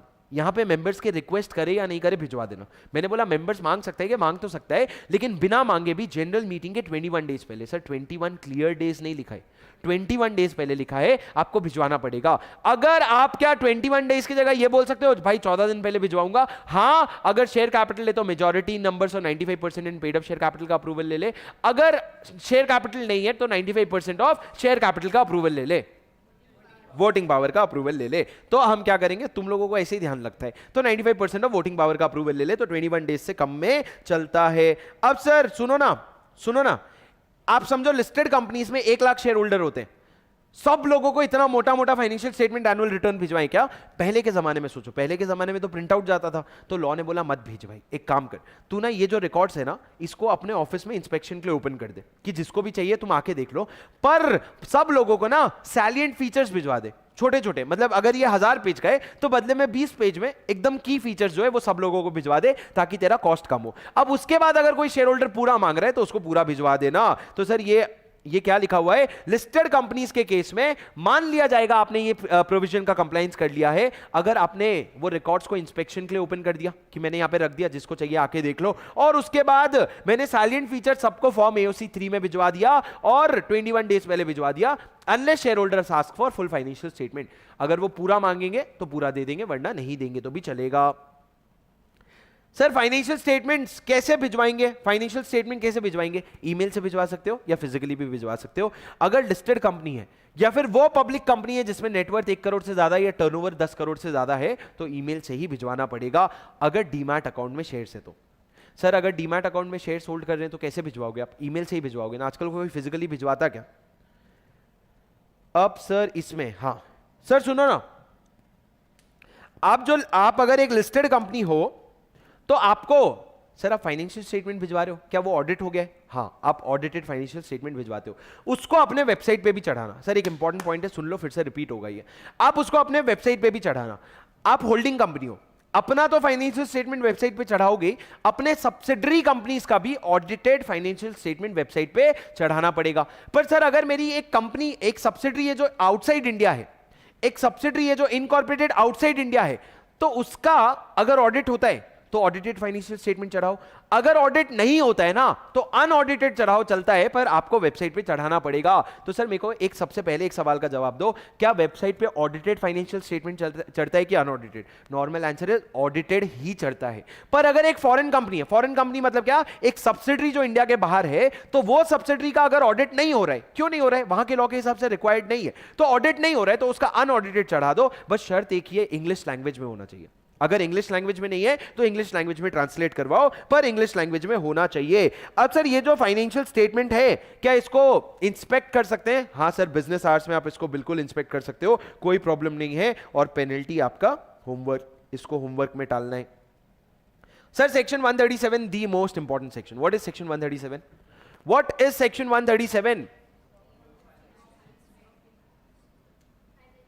सर 92 और 137 आपको पता है हर जगह एक्सेप्शन में आता है। 92 annual return, 137 financial statement. Sir बहुत सिंपल है, लॉ कहता है 136 में लॉ ने कहा फाइनेंशियल स्टेटमेंट मेंबर को दे देना, 137 में लॉ कहता है फाइनेंशियल स्टेटमेंट आरओसी को दे देना। किसको दे देना? आरओसी को दे देना। ये वाले चैप्टर में जितने भी सेक्शंस है ना उसको दो के स्लॉट में पढ़ना, 128 129 129 अलग, 130 131, तो दो के कपल्स में बना के पढ़ना। कपल्स में आगे 136 और 137। 136 था फाइनेंशियल स्टेटमेंट मेंबर को दे देना, 137 है आरओसी को दे देना। अब सर आरओसी को कब दोगे? तो लॉ ने कहा एजीएम खत्म होता है ना, एजीएम खत्म होने के 30 डेज के अंदर अंदर आरओसी को दे देना। पर सर मान लो अगर एजीएम के 30 डेज बाद, क्यों? क्योंकि एजीएम में फाइनेंशियल स्टेटमेंट अडॉप्ट होते हैं, शेयर होल्डर एक्सेप्ट करते हैं, फिर आप 30 डेज में फाइल करोगे। पर अगर एजीएम में फाइनेंशियल शेयर होल्डर ने एक्सेप्ट ही नहीं किया तो फाइल नहीं करोगे।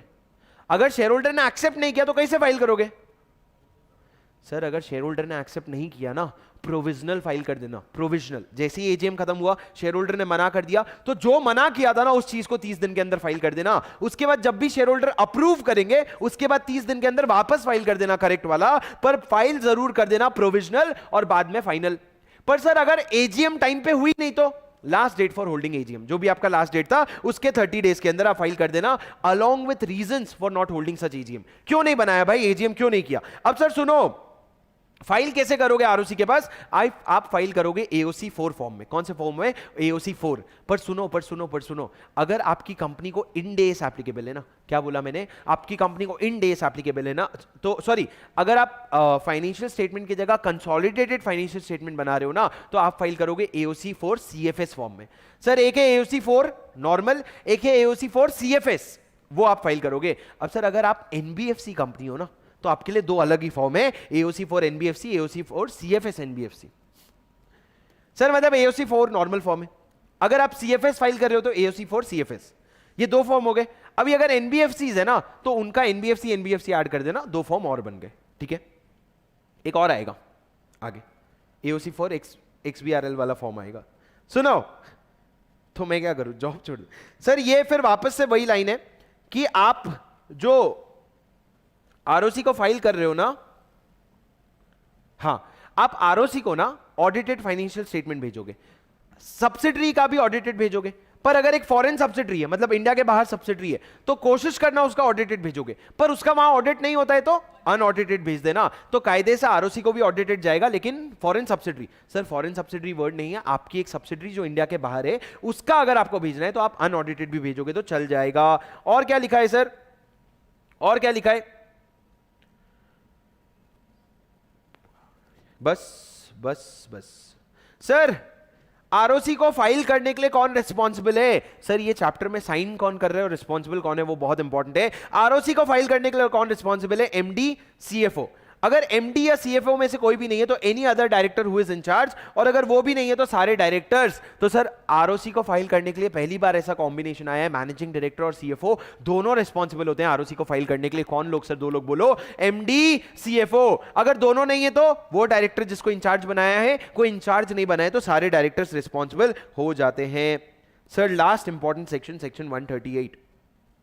सर बीच के छोटे छोटे जो एक एक लाइन में छोड़ रहा हूं ना, वो आपके पढ़े हुए हैं या पढ़ाए हुए हैं, वो आप पढ़ सकते हो। सेक्शन 132 में पढ़ा नहीं पाऊंगा अभी क्योंकि अपना टाइम हो गया, पर 132 के लिए आप मेरा वो वाला रिवीजन वीडियो रेफर कर सकते हो, बहुत डिटेल में है एनएफआरए के बारे में। अब मेरी बात सुनो, लास्ट सेक्शन 138 बहुत इंपॉर्टेंट है, internal audit. Sir internal audit कौन कौन से कंपनीज को एप्लीकेबल होता है? सबसे पहला question, which companies have to do internal audit? सबसे पहला हर लिस्टेड कंपनी को करना पड़ता है, एवरी लिस्टेड कंपनी। उसके अलावा अनलिस्टेड पब्लिक कंपनी को करना पड़ता है अगर वो चारों में से कोई लिमिट मीट करे। सर 25, 50, 100, 200। 25 याद कर लो, डबल डबल डबल, 25 का डबल 50, 50 का डबल 100, 100 का डबल 200। अब सर सुनो, एक मेरे को स्कीम मिला था 25 दिन में पैसा डबल, तो मैंने वहां पे अपने पैसे डिपॉजिट कर दिए। कितना डिपॉजिट किया? 25 करोड़। डबल होके कितना मिला? 50 करोड़। वो 50 करोड़ मैंने अपने बिजनेस में लगा दिया। बिजनेस में लगाया तो क्या बन गया? Paid up share capital.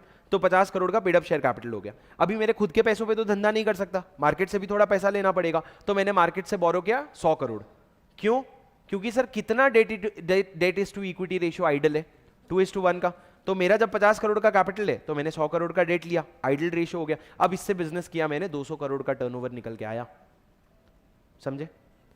Sir 25 दिन में पैसा डबल वाले स्कीम में पैसा डिपॉजिट किया, कितना डिपॉजिट? 25 करोड़। 25 करोड़ का पैसा अभी डबल होके 50 आ गया। 50 किधर लगाऊंगा? पेड अप शेयर कैपिटल में। उसके साथ डेट लूंगा 100 करोड़ का। डेट मतलब क्या? बोरोइंग। और ये दोनों मिला के टर्नओवर बिजनेस किया तो टर्नओवर कितना बन गया? 200 करोड़ का। ये चारों आपका लिमिट है, ठीक है? 25, 50, 100 और 200। पर प्राइवेट कंपनी के केस में सिर्फ आपको दो ही लिमिट है, लोन्स और टर्नओवर। प्राइवेट कंपनी के केस में खुद का पैसा कुछ मत लगाओ, बाहर से पैसा लो, डबल करके टर्नओवर कमाओ, ठीक है? समझे? और सर इंटरनल ऑडिटर कौन बन सकता है? मैं बताऊं, दुनिया में कोई भी इंटरनल ऑडिटर बन सकता है। सर स्टैट्यूटरी ऑडिटर वो सिर्फ एक सीए बन सकता है, पर इंटरनल ऑडिटर कोई भी सीए, सीएस, कोई भी और प्रोफेशनल जो है वो इंटरनल ऑडिटर बन सकता है। सर क्या एक कंपनी का एम्प्लॉय अगर सीए है वो इंटरनल ऑडिटर बन सकता है? इमोशनल नहीं होने का। हाँ सर, सारे इंटरनल ऑडिटर कंपनी के एम्प्लॉय ही होते हैं। प्रैक्टिकली आपको सीए बन जाओगे ना, हिंदुस्तान यूनिलीवर कॉल करेगा, नौकरी चाहिए, सैलरी चाहिए, हाँ क्या काम करना है? इंटरनल ऑडिट का काम करना है। तो आप एम्प्लॉय ही होते हो मोस्टली। उसके बाद सर क्या होता है ये रोल में? आपको इंटरनल ऑडिट करना पड़ता है। Sir an internal auditor may or may not be an employee, कोई प्रॉब्लम नहीं है। अब सर एक चीज मैं आपको बताऊं क्या, ये लिमिट्स में हमने ऐसे तो याद कर लिया 25, 50, 100, 200, पर सुनो, डिपॉजिट मोर देन और इक्वल टू 25 करोड़ है, paid up share capital more than और इक्वल टू 50 करोड़ है, पर जो आउटस्टैंडिंग लोन्स है ना, बोरोइंग्स जो है ना, वो मोर देन 100 करोड़ है। इक्वल टू 100 करोड़ नहीं है, इक्वल टू 100 करोड़ नहीं है। वो मैंने कॉन्सेप्ट क्लैरिटी चेक में उसका अलग से क्वेश्चन बना के बता दिया है। यहां पे एक वर्ड ऐड कर लो, 100 के बाद करोड़, 100 के बाद करोड़ करके वर्ड ऐड कर लो।